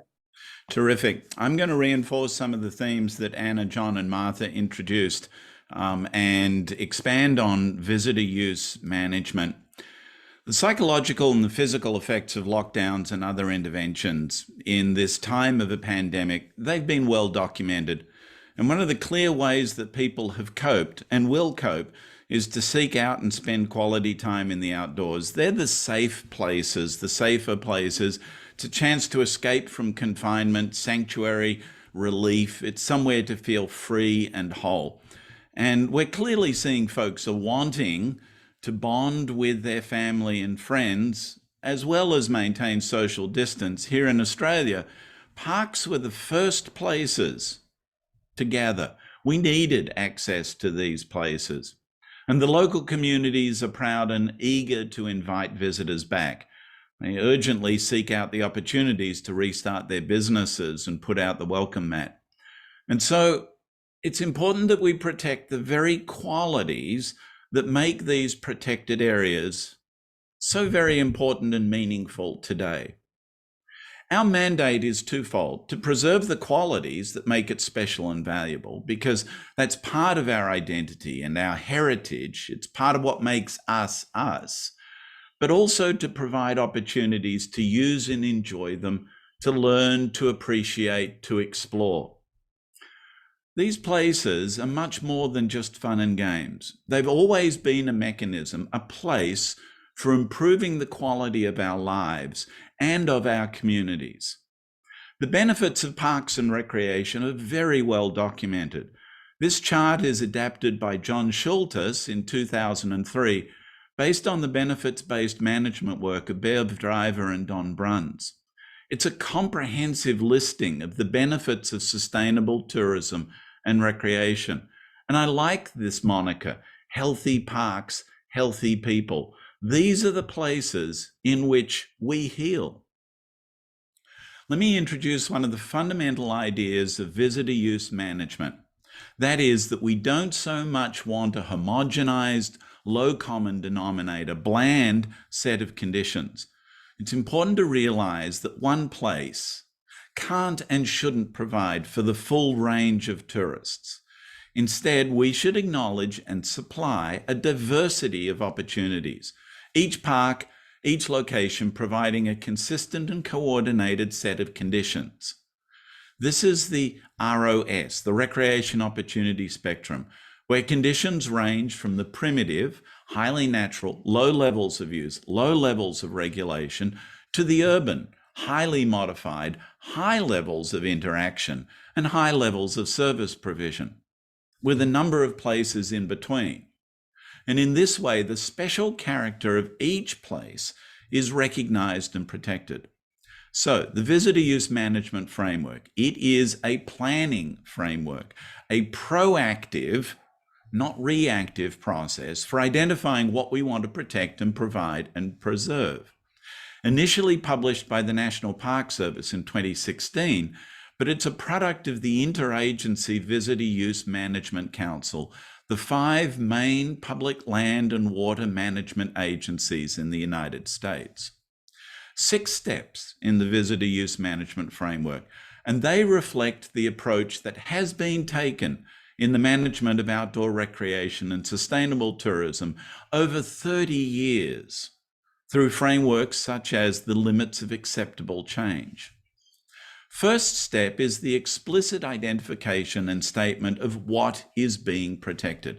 These are the goals, the objectives of sustainable tourism management. And the objectives are taken from law and government policy. That is, what's the legislated mandate? For what specific purposes was the area dedicated? What specific values? For example, the so-called Eastern Wilderness Areas Act of 1975 states the specific values of solitude, physical and mental challenge, scientific study, inspiration, and primitive recreation. Second step is identification of the desired conditions. We need to give specifics of the ecological conditions, not just preservation of the environment. We need to give specifics of the visitor experience, not just count numbers of visitors. And we need to give specifics of what sorts of managerial conditions we want, not just levels of financing, but the degree of development and infrastructure. There's no one ideal set of conditions.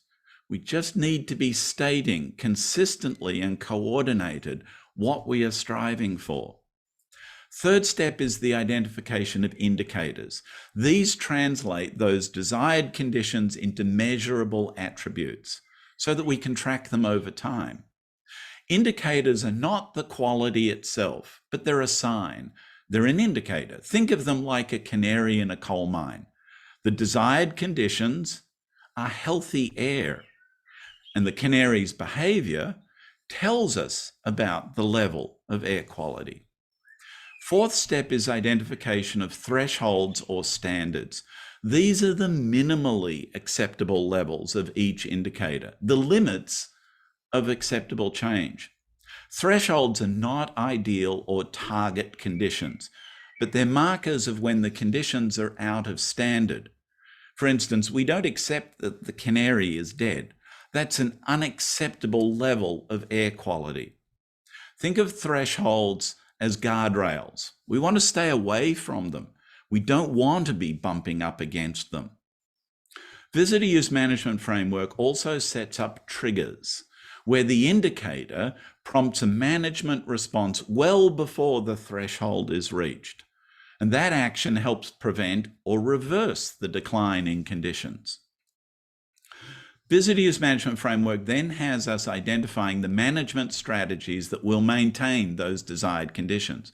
Managers and planners need to think in advance how they're going to be prepared to act. And I would add that many argue that limiting use should be a strategy of last resort. Instead, the 3 E's, the 3 sets of strategies, should all be used first. Lastly is monitoring of the desired conditions, using the indicators, asking what's going to be measured and why, where is it going to be measured, who's going to do the measurement, how often are the measurements going to be taken, and what sorts of analysis will be required and who's going to do it. Monitoring is such a big part of the Visitor Use Management Framework. There's a whole guidebook on monitoring. So, Visitor Use Management Framework, it is the current and best professional practice for sustainable outdoor recreation and tourism. And I'd suggest while today's situation is challenging, the need for such a forward-thinking framework is more urgent than ever. I go through the framework because it is a product of a lot of good thinking and application over decades. And I'm concerned that decisions being made in the context of recovery from COVID will be less thoughtful and less based on theory and research, and not done for the benefit of maintaining quality and sustainable tourism experiences. If you'd like to read more, you can download the guide for free and perhaps read our chapter in the Handbook of Sustainable Tourism. Thanks, and I think we have time for questions. Thank you so much, Bill. That was really excellent. And I'd like to thank all the speakers. Thank you, Martha, John, and Amran as well, for your insights into the resurgence of overtourism in protected areas in crisis recovery. It was really fascinating to hear about the application of the Visitor Use Management Framework and the 3 E's as a practical tool to address overtourism in recovery. And to think, for the first time, I think, Amran, about the impacts of colourful diving suits on fish in coral reefs. I will be careful about my fins in future. Thank you. So we have some really great audience questions, which we're going to dive into, and we'll take as many as we can. So first of all, I'd like to take a question from Jordan Khan, who says that in developing countries, especially in the Caribbean, we've been moving away from sun, sea and sand tourism to nature-based tourism, which is seen as a new economic product to exploit. But it's resulted in over-tourism on our small islands with a major impact. How can conservation organizations work with customers to stop this before the public and private sector to catch up with really implementing sustainable tourism systems? So open the floor. Who would like to respond?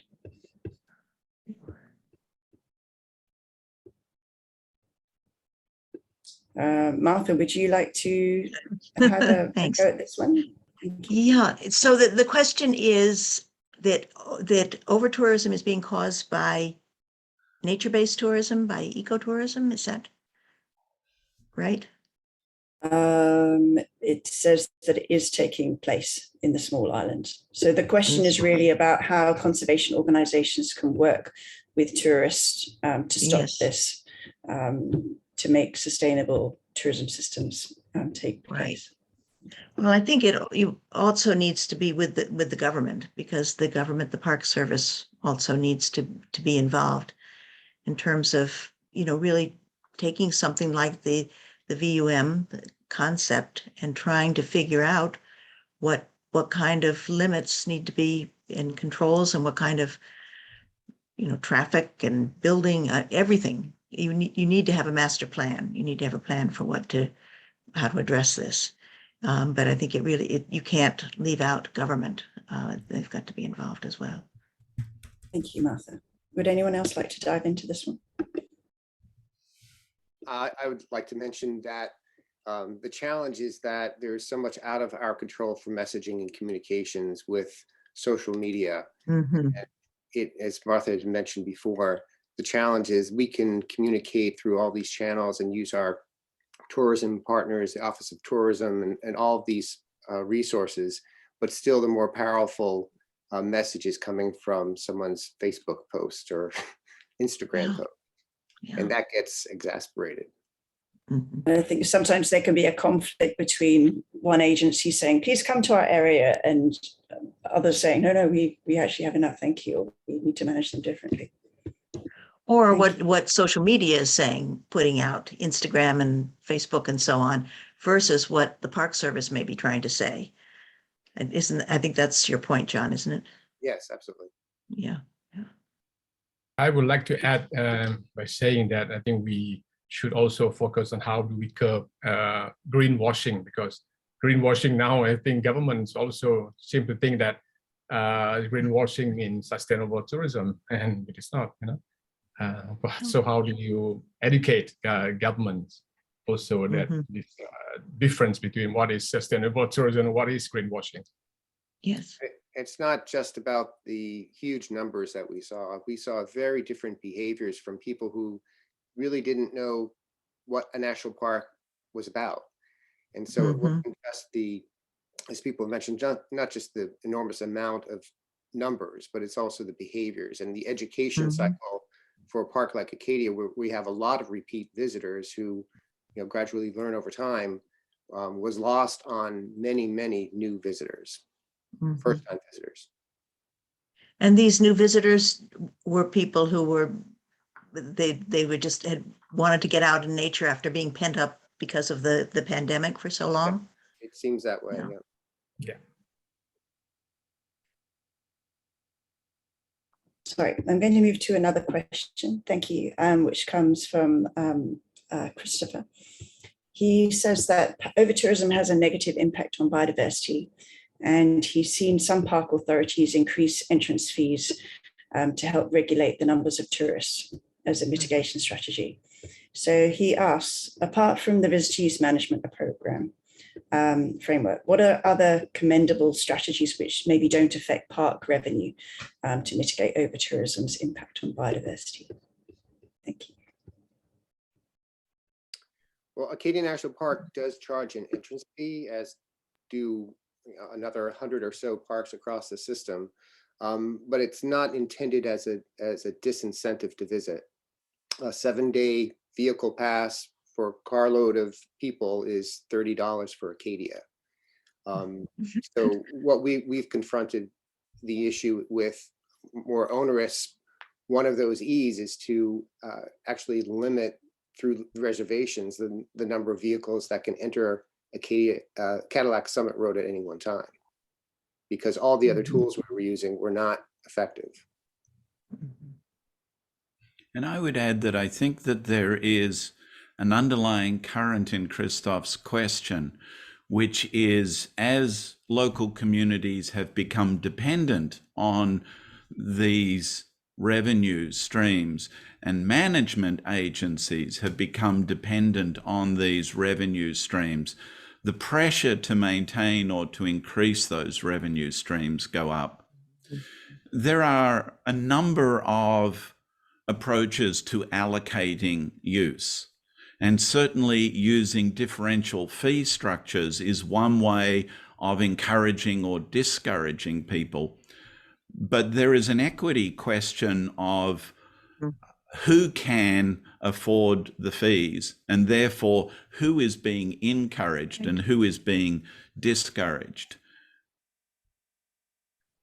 Thank you. I think It's that's a very really important good point, Bill. Yes, very important Particularly point. in developing countries. Yeah, I think. I would, Sorry. please go ahead. No, go ahead, please. Yeah, I also support the view that pricing has got to be related to any form of carrying capacity threshold limit. And in developing countries, we use carrying capacity or limits of settable change without looking into the pricing structure. Once you do that, you can increase yield and reduce volume. But at the same time, do you create an elitist park? So I think that's also the conflicts. A lot of feedback that we got, because we charge a $6 fee for each vehicle reservation. And it wasn't necessarily the $6 fee, but it was the I guess, entitlement or sense that no one should be paying anything to enter a national park. So there's more of a philosophical issue there than a hindrance to enter. Mm-hmm. Thank you. Yeah, Martha, did you I want to add? I just wanted to add that I mean, this is a really important question. I think, and the equity question.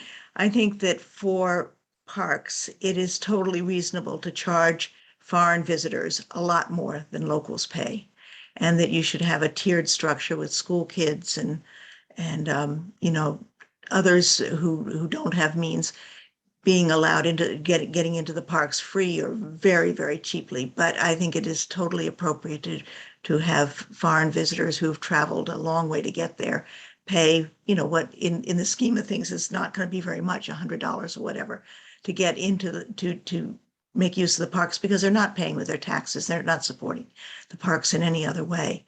And so I think that one of the challenges is trying to keep it accessible for locals, but uses the revenue stream, the foreign visitors who are coming, because they're not going to not go to a park after coming all this way. If it's, you know, $30 or $100 as opposed to $3, they will pay. My Thank you, reaction Martha. to that, Martha, is very localized because Acadia is 2 hours from Canada. So the local businesses would be absolutely opposed with dissuading Canadians when the Canadian dollar is good, business is good in Bar Harbor. So that's the other side of that issue. Yeah. Okay. Thank you. I'm going to try and take one more question before we close, if I may. And there's a lot of questions, so it's hard to select.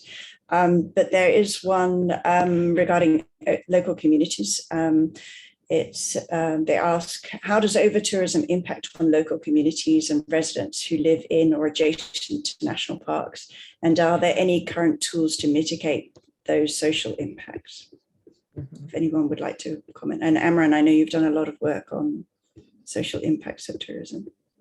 Yeah, when over-tourism comes to a stage that you have to close the park for, you know, a period of time, and you can feel, then you can see that the resentment from local communities will increase. So again, how do you find that balance in trying to manage visitors without causing the detrimental impact on the local communities? But also, I think we must allow the local communities to be part of the mainstream. I think what our work now is they're trying to train the Aborigines in some of our national parks to be able to compete with the mainstream travel operators, because they have been marginalized so far. They've been working for them, but it's a huge challenge. And I think over-tourism will either disrupt their income or, you know, will not allow them to be part of the mainstream tourism. Thank you, Amran. Would anyone else like to comment on local communities? Well, it's a love-hate relationship here. I'm both a Park Service employee, of course, but also a resident of the town. And while it's great for business, many locals are kept away from using and visiting their downtown because it has reached a point where it's just beyond anything people want to deal with just to go food shopping or have a dinner out. And so it does push out residents from really enjoying their own town. I think one of the really interesting things we saw during COVID was as local people were starting to rediscover their own destinations and saying, actually, we quite like it with fewer people around, and like reclaiming their own spaces. And I think people are going to become more vocal in destinations about areas that they feel very close to. So thank you.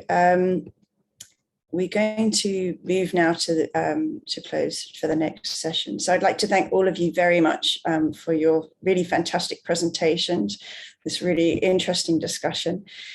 We are going to move on to our next session, which is on sustainable tourism blueprints and solutions. Please, panelists, if you have the time, please stay with us for the session. And if you're able to answer more of the questions in the chat, as you say, that would be fantastic. Thank you very much. For those of you who are participating, you can stay on this Zoom link and there will be a brief interlude while we get ready for the next session. Thank you all very much.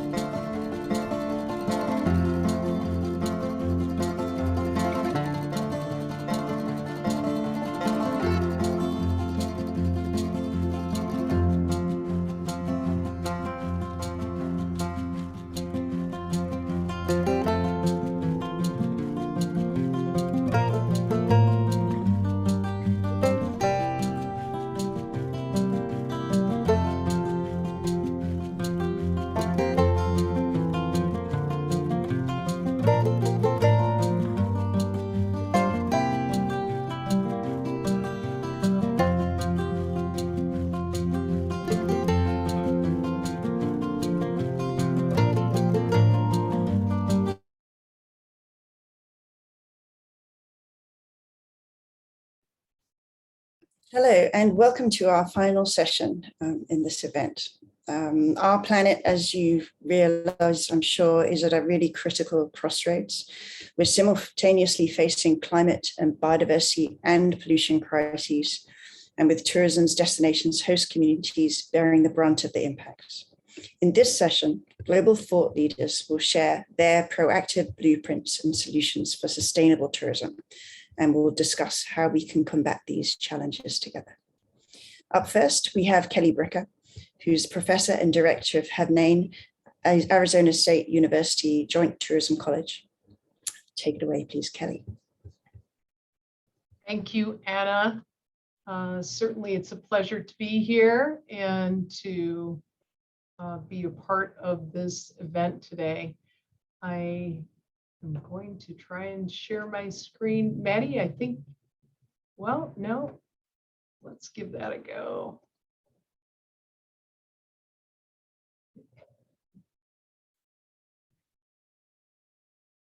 Are we all set? That looks great, Kelly. Excellent. So as part of this wonderful group, the Tourism and Protected Areas Specialist Group, we have been doing some work during the time of COVID and trying to get an understanding of some of the needs of protected area managers. We have ideas, and certainly through these last few hours, we've learned even more about some of the needs happening at the protected area level. We decided as a group, the Biodiversity Working Group combined with the Capacity Building Group, to actually talk to, via survey, some of our protected area managers. So one of my goals today is to give a little bit of background on the results, but we don't have them all done yet, but we have a little bit to share.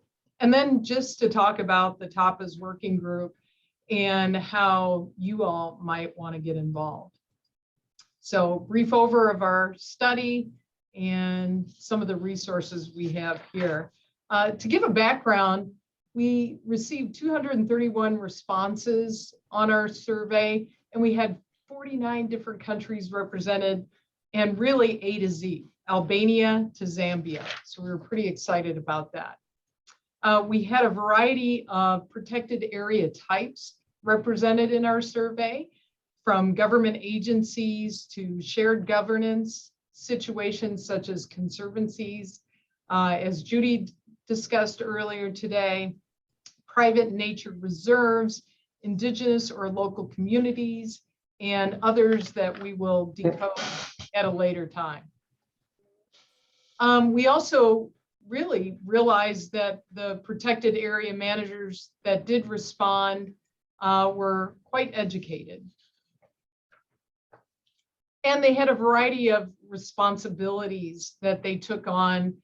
Some were evolving due to COVID, some were changing due to increased tourism, from sort of biodiversity responsibilities to visitor management. So they were kind of in transition. And as we noted, about 33% attended one or more short training courses. Only 17% actually had on-the-job training on site. 17% attended online webinars. We hope to have some of them here today. 20% attended one or more extensive training courses, and 13% had different types of courses that we will decode at a later time. I think an important note here is what kind of trainings that they had that were relevant, and how relevant were they? Well, some said that they actually contributed to the technical and scientific understanding of their protected area. Some said they were only somewhat relevant, and some aspects were now important to them by default due to new emerging responsibilities. And some of the lessons shared between protected area managers have been some of the most valuable and instructive ideas that they were able to garner from perhaps webinars or on-site trainings. And they all felt sort of collectively that trainings were incredibly important, and they need to be ongoing with the various situations training, the various situations changing over time. So another little bit of analysis that we've done so far is to really look at what are some of the critical issues that they felt were most important, and really what kinds of access did they have to the information of these critical area issues. So I haven't pulled them all because we just simply don't have time, but I did pull kind of some interesting ideas. Distribution maps of major plant species. The majority felt that these were critically important, and the majority felt that they had relatively low access to this information. Similarly, with the distribution maps of major wildlife species, again, 64% felt that they were critically important, yet 54% felt like they had very low access to this type of information. And location of endangered wildlife species so that they could manage visitors around these areas. Again, 72% felt that this was critically important, yet 53% felt that they had very low access to this type of information. And locations of endangered plant species, a similar response.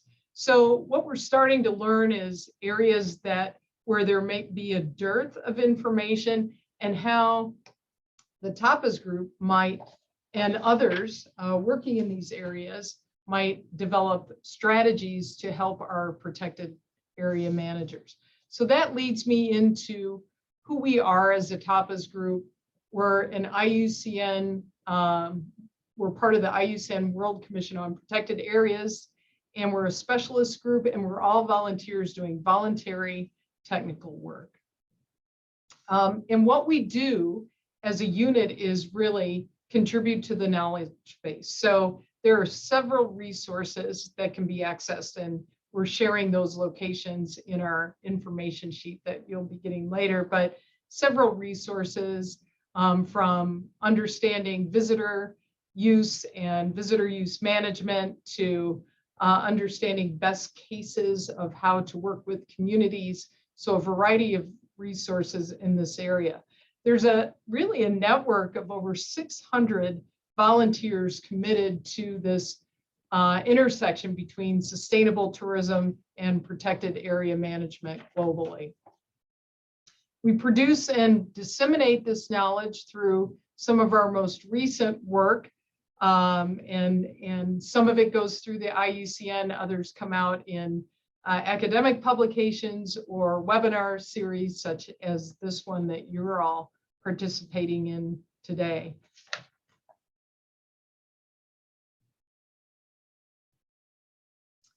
The target audience for much of this work has been really professionals working on this intersection between tourism and protected areas. And this includes administrators, managers, the whole list of planners and government agencies, non-governmental organizations, community groups, private land managers, private land owners, indigenous groups, just about everybody involved that could be involved in this intersection. And building on two previous editions on the subject of tourism and the IUCN Best Practice Guidelines series, this visitor management use guideline work has provided guidance to key issues to really help managers achieve sustainable tourism in protected areas. And we see this as a changing, moving target, as you've heard in the presentation. So we hope to be updating this and really build this community going forward. So in the end, we help to build capacity through workshops and webinars such as these, and through MOOCs on topics that have been really significant to COVID-19 and protected area management and visitor impacts such as overtourism. And of course, this webinar will be available to all to use and distribute widely as you see fit. And here are some of the ways that you can contact and connect with tapas. And I just like to personally invite everyone to be a part of this amazing network. We are constantly learning and we're constantly looking at new ways to help you in the work that you do and to help all of us create a more sustainable world, as well as more sustainable tourism as a tool for conservation in protected areas. So back over to you, Anna. Thank you. Great. Thank you very much, Kelly, for sharing this really important research that you've done, and also for plugging the tapas group. And yes, I hope lots of people take the opportunity to join. I'm afraid we've just learned that Jeremy Sampson will be unable to join us for this session. So instead, we'd like to move Natalie Kidd up the agenda to speak. Natalie is the Chief People and Purpose Officer at Intrepid Travel. Welcome, Natalie. Great. Thank you very much, Anna.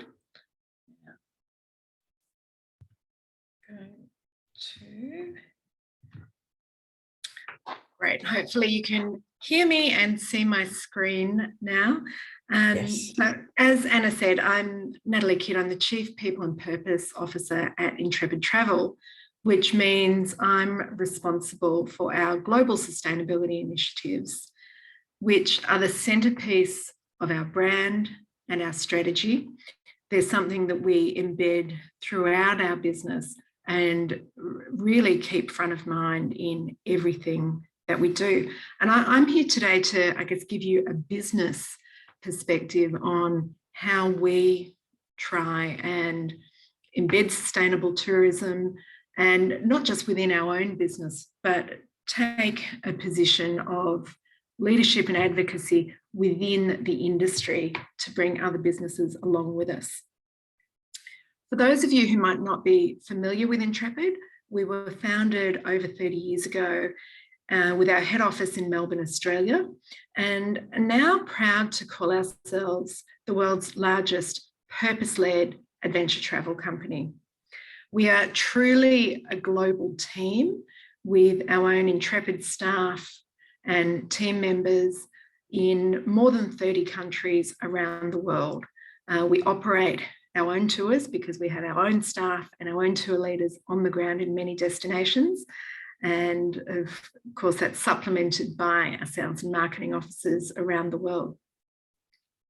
Prior to COVID-19 bringing the industry to an abrupt halt, at Intrepid, we operated over 2,500 itineraries across 130 countries on all 7 continents.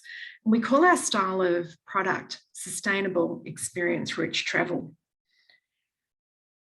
Our purpose as a business is to inspire, create, share, and lead the best travel experiences ever for both people and the planet. Our business absolutely relies on destinations and the communities within those destinations. So for us, looking after them is critical to the ongoing longevity and success of our business. And the thing that really unites our staff all around the world is being able to create positive change through the joy of travel. This is a mission that it attracts, retains, and absolutely engages our staff and our leaders, and indeed our customers as well. So we are a certified B Corp, and for Intrepid being a B Corporation, that means we are legally required through our business constitution to balance purpose and profit and take into account the needs of all stakeholders in our decision making. B Corp is the certification that we use as a way to show the world that we actually do what we say we do. But we also use it to hold us accountable and to challenge us to keep improving and to keep looking for new ways to engage our stakeholders and make sure we're doing the right thing by all of those stakeholders beyond just our shareholders. We don't want to be the best travel company in the world. We want to be the best travel company for the world. But the journey with purpose, which is what we call sustainability, it's not a new journey, and it's been going on indeed since the company was founded over 30 years ago. Our founders really wanted to ensure that we travelled responsibly and that we gave back to communities in our host destinations.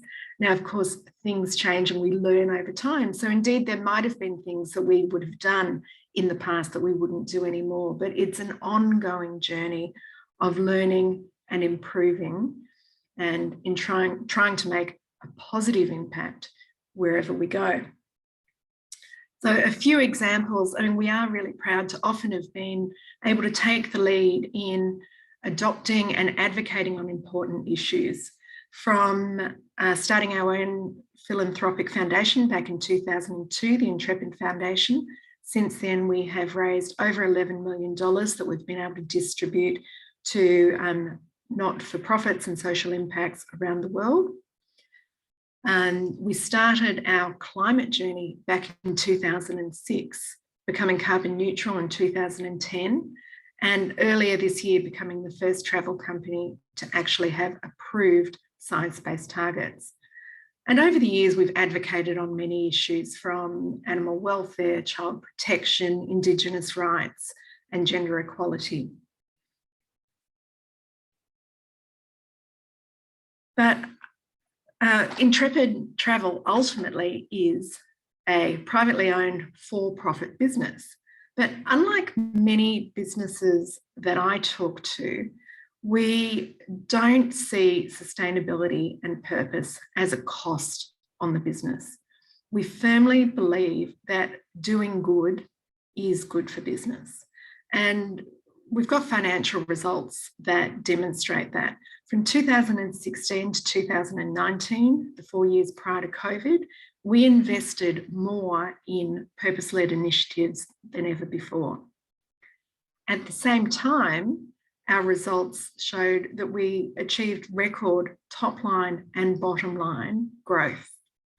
So we don't think investing in purpose or investing in sustainability is mutually exclusive with running a for-profit business. We actually feel that they really reinforce each other.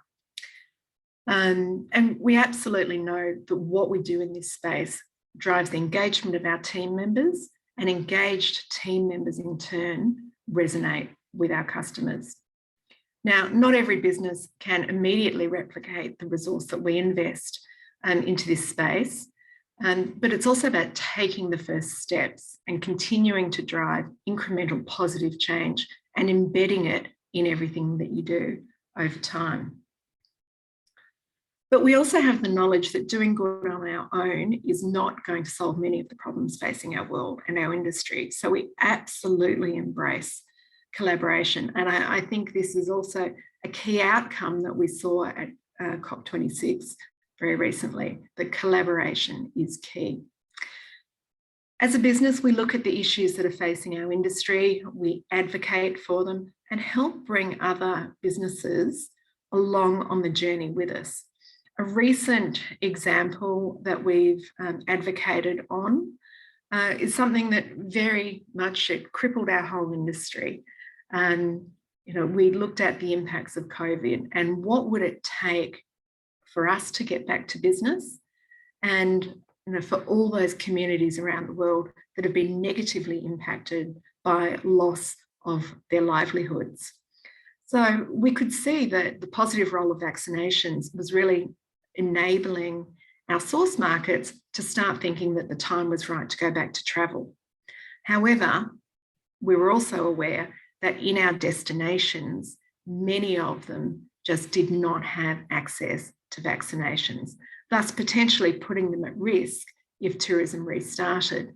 So for many destinations, they were stuck. They really needed to restart tourism for that economic benefit that they were missing, but they didn't, still don't necessarily have that access to vaccines. So we started an advocacy campaign to call for vaccine equity. As a business ourselves, looking internally, we looked at operationally how we could make a difference.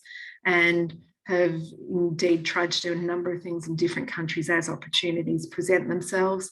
One example was actually getting medical care and vaccinations to communities in Peru where our porters would come from, so that they had the opportunity to get vaccinated before they went back to work when the Inca Trail reopened.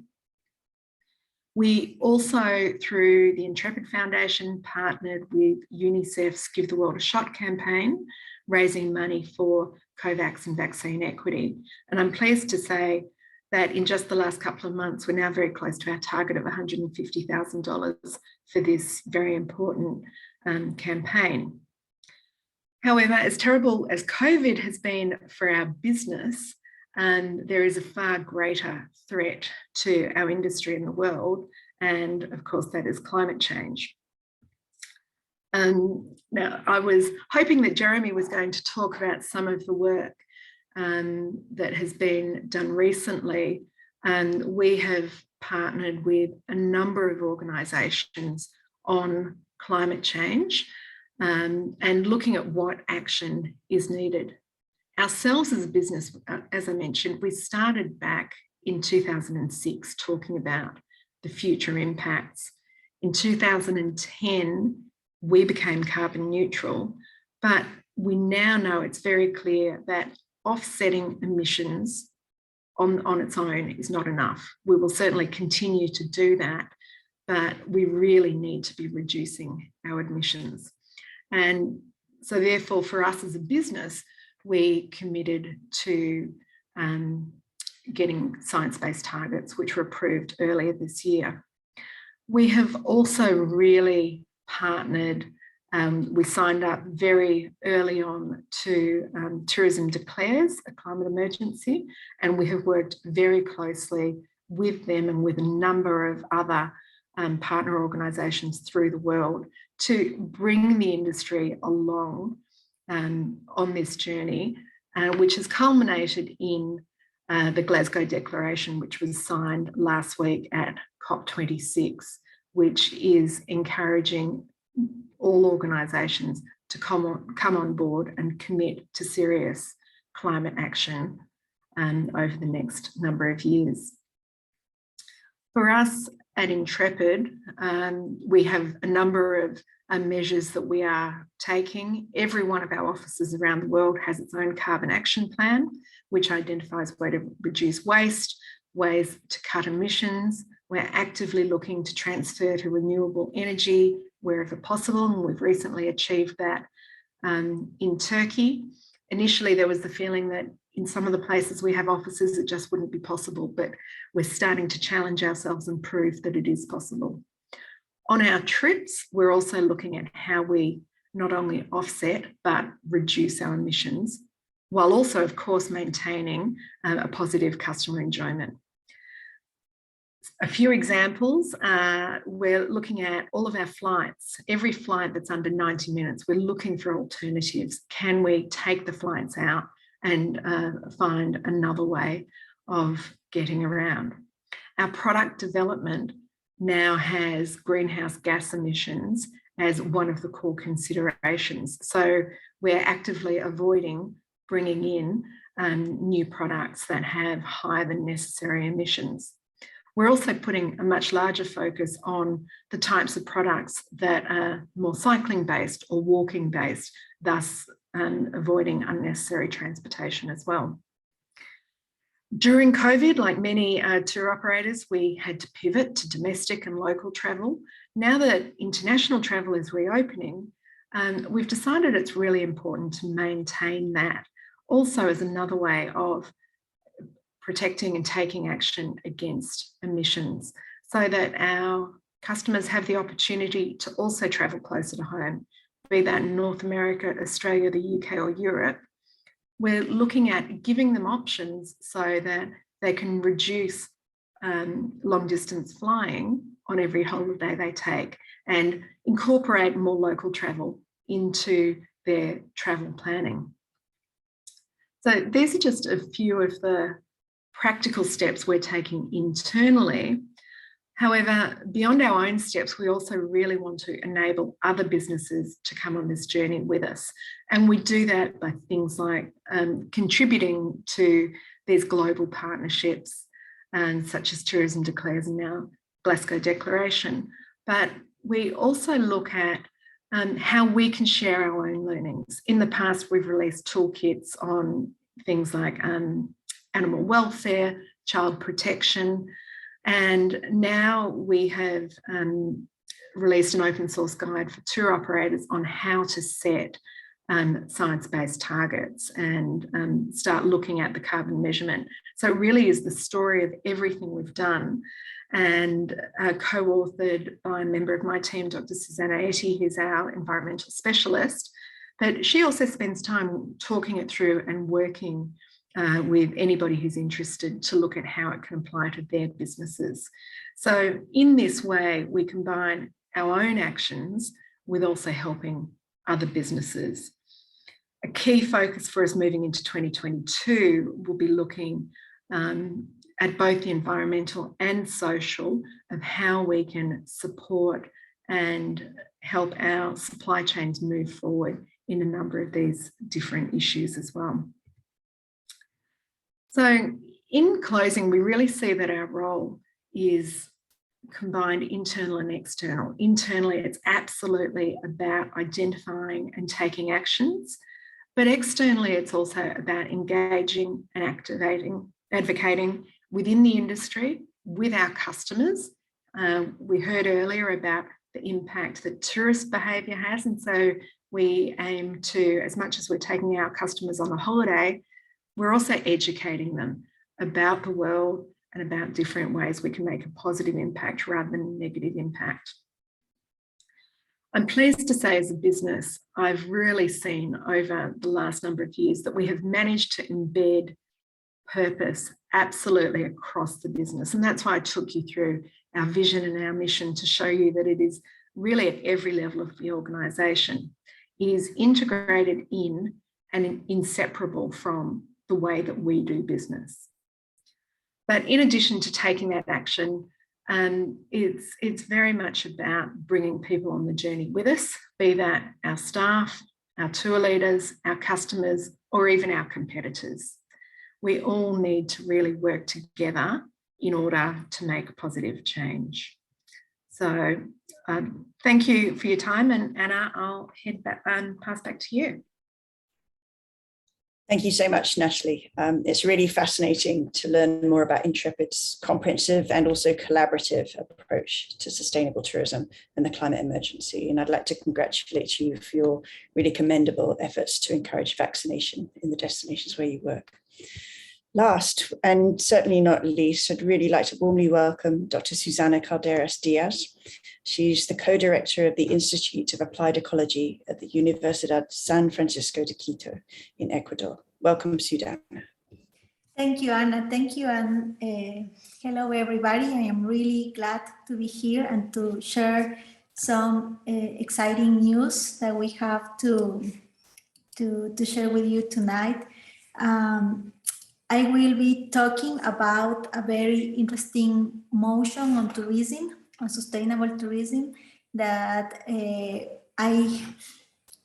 we at the university through the Institute of Applied Ecology help move on and to present in the IUCN Congress in Marseille that was last September. This motion was prepared and worked through the TAPAS group that already Kelly and Anna have talked to you about. And the TAPAS group is part of the World Commission on Protected Areas of the IUCN. The presentation I will be showing you today has been also put together with Professor Yu-Fai Long from North Carolina State University in the US, and also Shane Fayers of the University of Florida. So we have put this together for you and to tell you about this motion. So for starting, this was called Motion 130, and the name of the motion is Strengthening Sustainable Tourism's Role in Biodiversity Conservation and Community Resilience. So as I was telling you before, this motion was initially prepared, and it basically started as a dream within the tapas group, and it was presented at the IUCN conference. Usually you have to present these motions at the IUCN Congress through a primary sponsor that we decided to collaborate as a primary sponsor in this very important motion. And also it was backup, and also a part of the motion were 16 other organizations that are part of the IUCN, that are members of the IUCN. So it was a very interesting motion that got the support from many other organizations around the world. So we have organizations from Africa, from Europe, from Galapagos, from other organizations that are globally based, for example, the Nature Conservancy, Wildlife Conservation Society, WWF, Conservation International. So it was a very interesting collaboration through many organizations to put this motion and to present it formally during the General Assembly of the IUCN Congress in France this year. So what made this motion to start, right, to begin? It was a general awareness, especially within and also an important and an interest within the tapas group to make this topic of tourism more visible within the IUCN and all the groups that are working in the IUCN, but also having to strengthen, to emphasize the idea of the role of tourism in biodiversity conservation, in protected areas, in all the sustainable livelihoods around the world, right? So through all these events that we have had this morning and this afternoon, we have been talking about how sustainable tourism, nature-based tourism has been very important for local communities and for protected areas. So it's making making more emphasis on the role of tourism. Also, we have tourism as a very important and crucial conservation tool, right? But we need more attention on it, more attention and more recognition by the global conservation community. Usually, in the past congresses of the IUCN, even though there are some topics related to tourism, it hasn't been shown or presented as a key theme in the global conservation discourse. So really, through this motion, what we wanted is to put more emphasis in tourism and all the important role that it's having in the local communities and protected areas. And also, as a background, in the previous World Conservation Conference in Hawaii in 2016, there was already a resolution 6.06 that was promoting, right, improving standards in ecotourism. However, it was we needed more attention. We need to have more impacts on practice, and that's why this motion on tourism started and was presented. Also, it was very important to mention that we have some important drivers, right, for moving on into this motion. Some of these have to be to the efforts in the last years to work on to develop and disseminate global best practices on tourism, visitor management, and sustainable tourism in protected areas. Well, Anna here, Kelly, you five have been working on all these important tools and documents for promoting best practices on tourism and sustainable tourism in protected areas. So there is all this movement, right, to make this important topic to be more discussed and to be implemented in practice. So also we had before COVID, before the pandemic, we had in some protected areas issues related to over-tourism. There were some signals that things were going out of hand, right? Especially in certain places. So these concerns were starting to be part of the discussion, and especially in protected areas in some World Heritage sites, and also was saying we need to discuss more about tourism, the future of tourism, how we are going to be managing this. But also COVID COVID also present a lot of vulnerabilities about tourism. In the past talks, we have heard already all these impacts, how the local communities around protected areas have been dealing with these impacts of COVID-19 pandemic related to loss of revenues, all these impacts in the local economies and the community well-beings. And other impacts related to illegal poaching, illegal wildlife trade, things that happened because of the pandemic. Also, the control of monitoring was decreasing. So all of these make us think again about the importance of tourism, how we need to really include this as a very important topic in the conservation agenda. So that's why we presented this motion in the Congress. I just wanted to show you the voting results for the motion.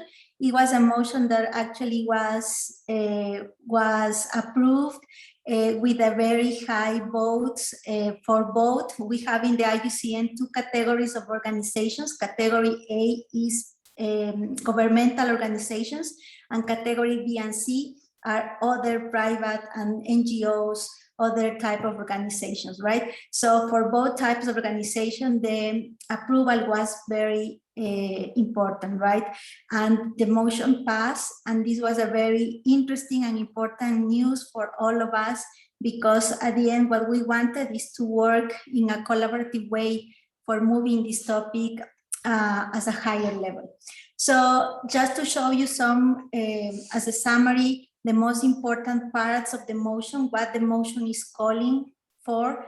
So in terms of the IUCN, in general, was to include formally this topic of sustainable tourism, right? And also to integrate it formally in the future congresses, right?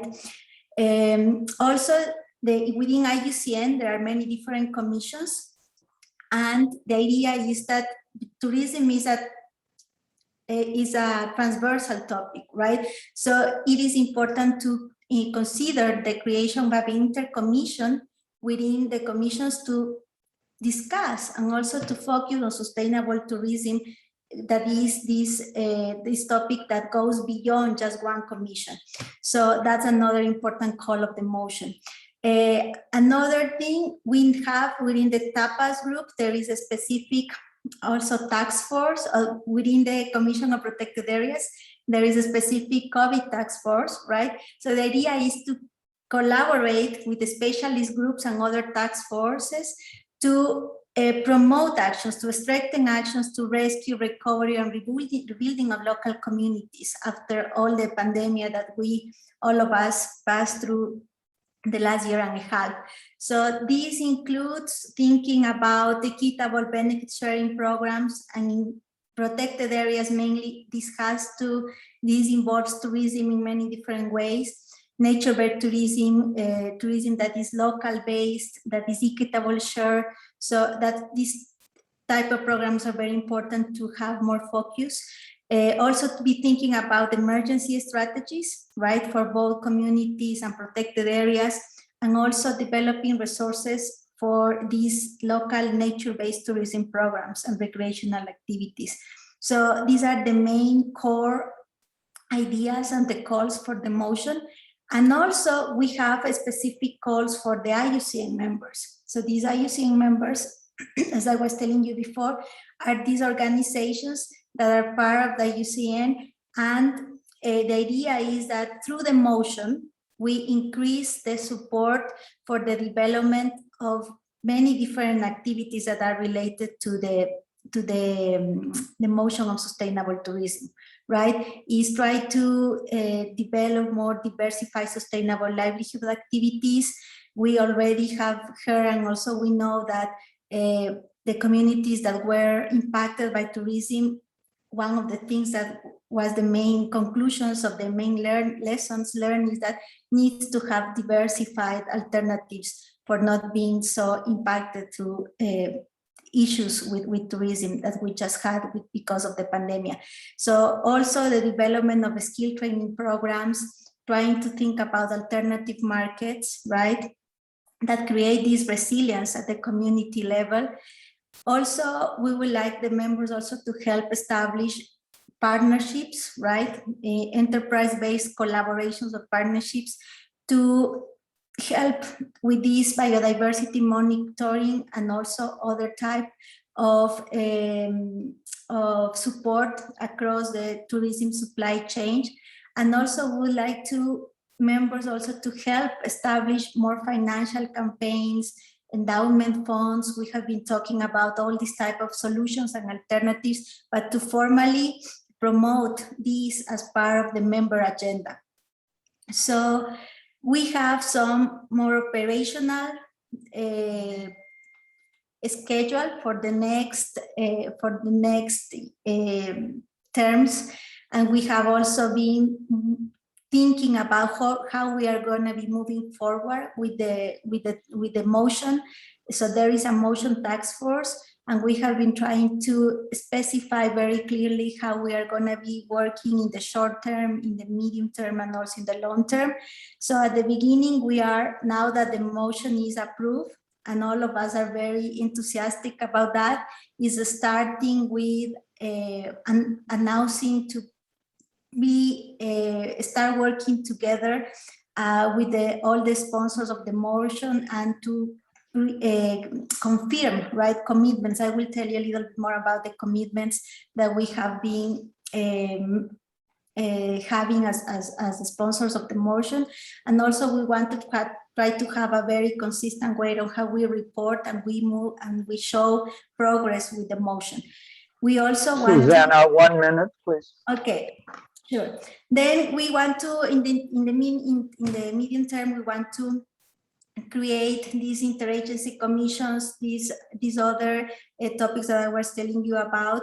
And also then in the long term is working more on strategic partnerships and funding also mechanisms that help move these ideas of these implementation actions in the real practice in the local communities and protected areas.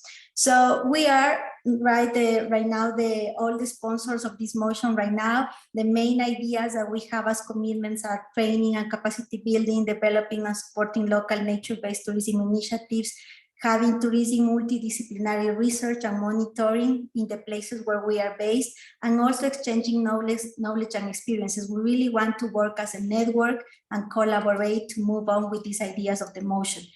And it goes beyond us. So the idea is also to have more people being engaged in these, more organizations, because for having impact with the motion, we need more long-term collaboration and networking. So that was it. Thank you very much.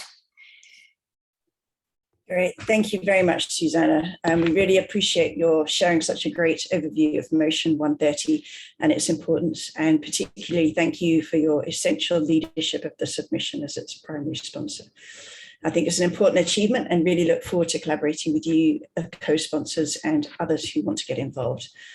Now I'm going to hand over to Greg Miller, our co-host. He's kindly offered to share some of what Jeremy would have presented, and then he'll move us into the Q&A. Thank you, Greg. Okay, hi everybody. Maddie was kind enough to share me what Jeremy had in the slide deck. I just looked at it, so I want to share a couple points since we have at Crest been working very closely with the Travel Foundation on this. Maddie, if you'd go to the next slide, please. One thing I want to underscore is that Crest is one of the 6 co-founders together with the Travel Foundation and 4 other nonprofits in the creation of the Future of Tourism Coalition. And one of the things that we have been striving since early 2020 is to ensure that tourism is a catalyst for positive change, looking both global and local, looking at both vulnerable systems and valued, and looking at both public and private. Next slide. I won't take too long here. I think many of you have seen this before. Those are the 6 organizations that we have formed the Future of Tourism Coalition. We have established our 13 guiding principles, where we have today about 685 signatories to these guiding principles. I'm sure several are on here, and if you want more information, I think Maddie just put the Future of Tourism website in in the chat.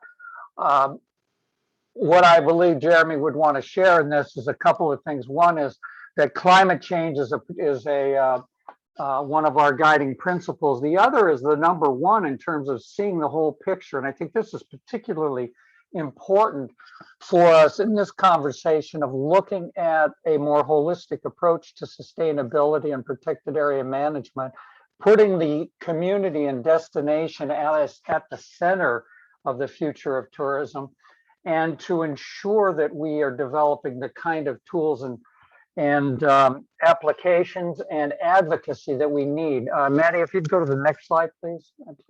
Next one. I don't know what he wanted on this. I think everyone knows that at the recent COP26, there was a major declaration called the Glasgow Declaration. There were 300 original signatories on this. Launch Partners Center for Responsible Travel, of which I'm the executive director, we were one of those. The Travel Foundation, working with the UN and some other agencies, really spearheaded this.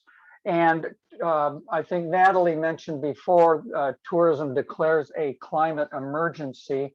So many of us have declared emergencies and are developing climate action plans. I want to point out that I expect that Jeremy would have announced this, that tourism declares a climate emergency has just been incorporated into the structure of the Travel Foundation. So the declarations that we all made through Tourism Declares, we will be rolling into the at a higher level with the Glasgow Declaration for Climate Action in Tourism. Maddie, if you would kindly go to the next slide. I think he's got, yeah, and bring those all up. What has been developed and what was very powerful and accepted at the COP26, and Natalie Kidd made note of that Intrepid was there, and I believe John Thornton actually did a signing in Glasgow on that. I think I saw that. But we've identified 5 pathways in the Glasgow Declaration that are going to be very important.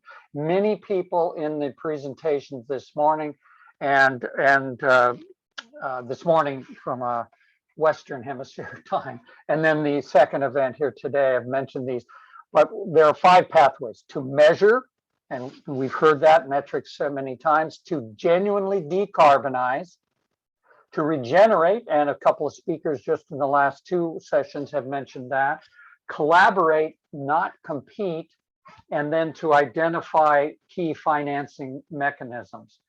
Maddie, I don't think he has another slide in here. Let me just, if you just see whether, if you could go to the next one. No, so you can stop sharing. So I just wanted to underscore that quickly, and we can follow up on that, and you can go to the Future of Tourism website and find that, or go to the Glasgow Declaration as well. But I wanted to share that. Now, we have a few minutes for questions.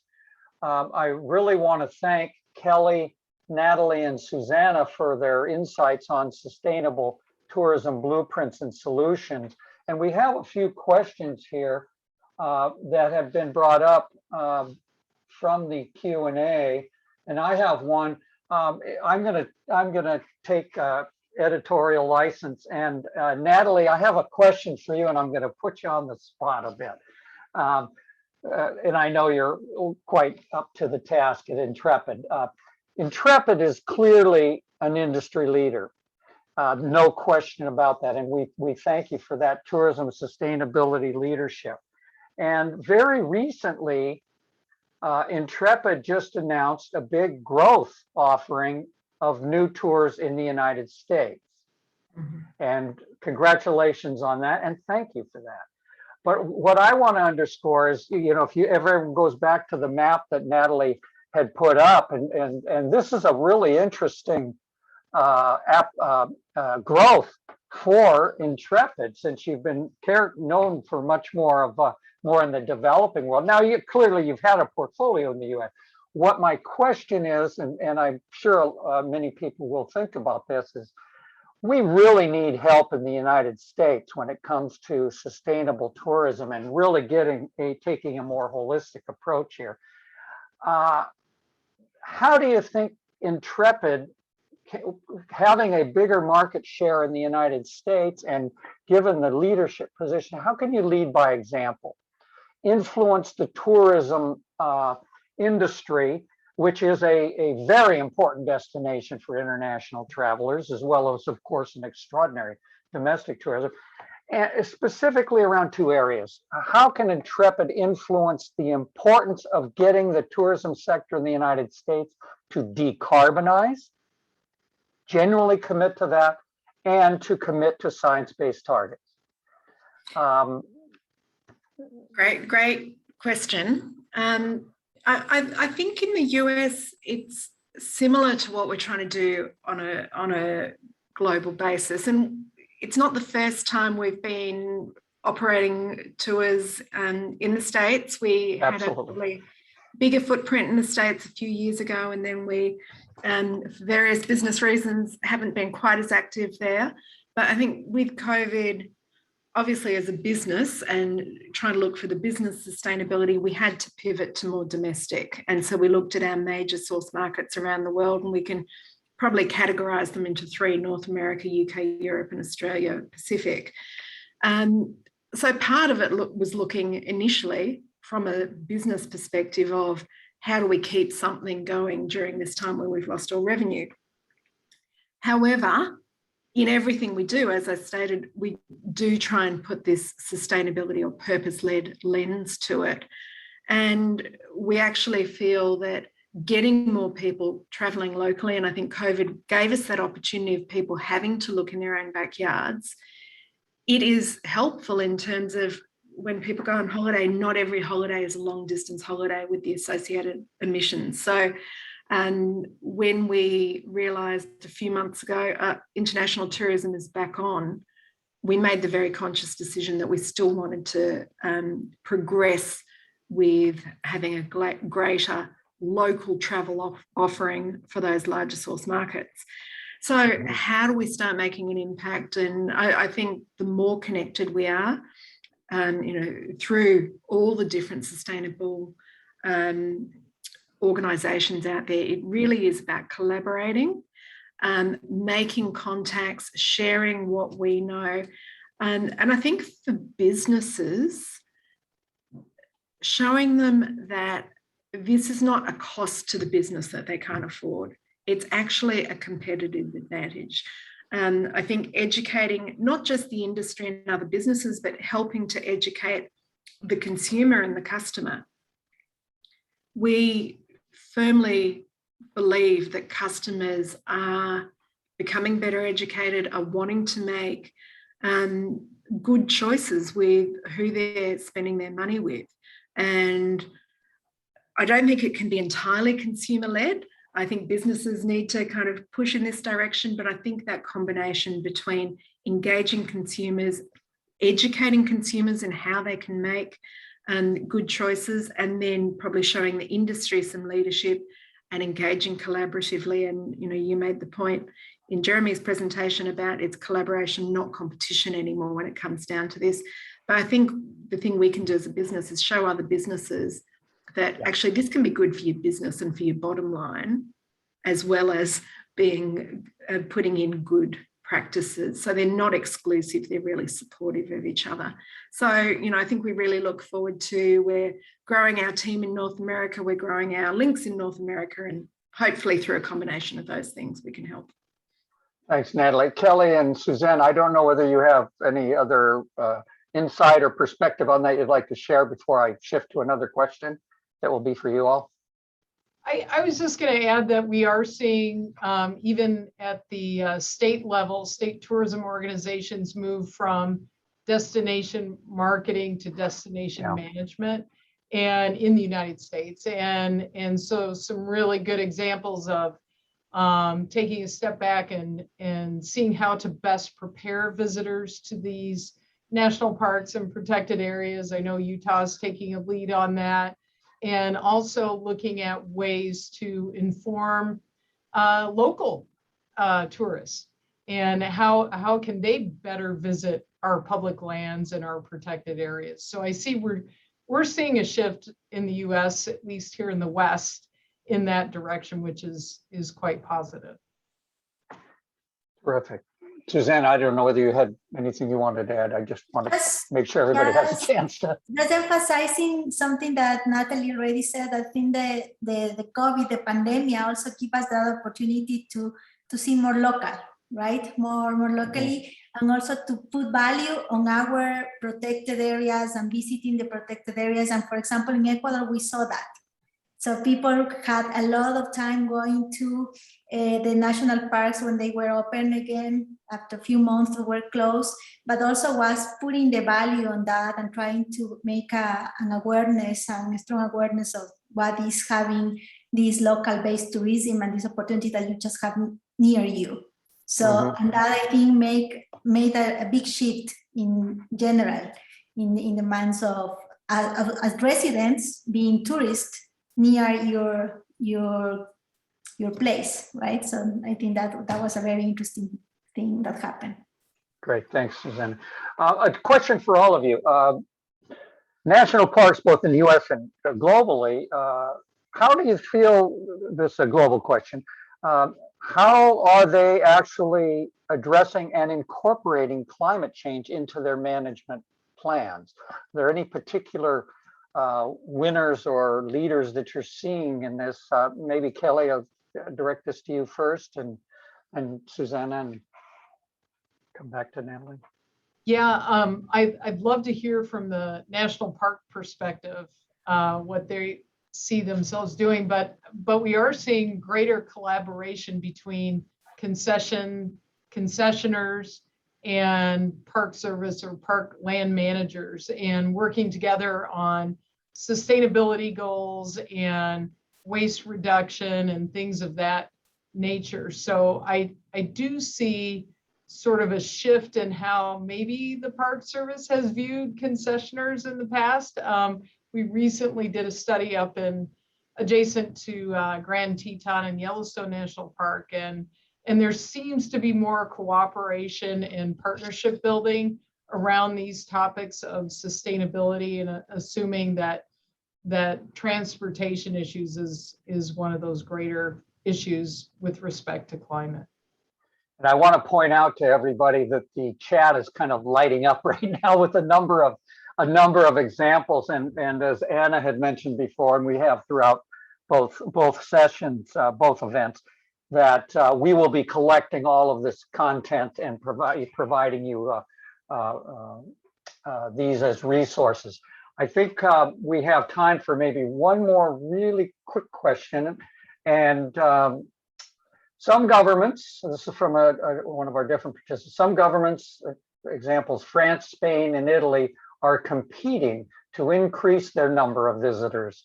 How will they accept kind of retracting or reducing those in order to reach COP26 objectives? Don't know whether anyone would like to tackle that.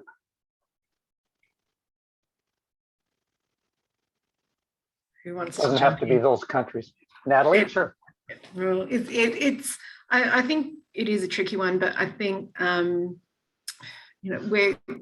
me it comes back to this piece of collaboration, and I think collaborating between governments, business, and then whether it's the not-for-profits or academia, kind of balancing out. Governments need to support the economic livelihood of their country. You can understand why they need to do that. But I think it's also starting to take a longer term view that just pushing for bigger numbers and focusing on the bottom line for today and the income to a country and a destination for today is actually selling out our future. But I think we really need to see that collaboration between government and private sector. And I think private sector has a big role to play in working with government, and we certainly lobby governments where we've got a more major footprint, and we are constantly lobbying governments and trying to have engagement with them, and I think that's key. That's a Greg, great point. can- Yeah, go ahead, Kelly. can I I just just realized add I'm getting the hook. Well, I know. Yeah, go ahead. I just can't help but mention, I was just at a conference and we heard from a lot of public land managers, protected area managers. And in our country, the word climate couldn't even be mentioned in interpretive programs up until the last administration change. So we do have to look at the politics of place and the impact on, No question. our protected area managers, especially here. So just needed to throw that out there. Absolutely. Well, I wish we had more time, and that's even after this is our 6th hour in 2 sessions today, and well, carried over into the next morning in Asia and Africa. But I want to thank everyone. We're going to officially close the crisis response and recovery, nature-based tourism, biodiversity, and livelihoods. On behalf of IUCN Tapas, World Wildlife Fund, Arizona State University, and the Center for Responsible Travel, we really do appreciate everyone's attention and commitment to all of our wonderful speakers. And I have to make a just very heartfelt and hearty shout out to both Alex and Maddie behind the scenes that have just been seamless in putting together. It's really hard across literally every time zone and what have you, and they've just done an outstanding job. So I'd like to thank on behalf of all my colleagues, everyone who has participated, prompting questions, engaging with us today. You all will receive an email which will have follow-up materials and resources from the sessions today.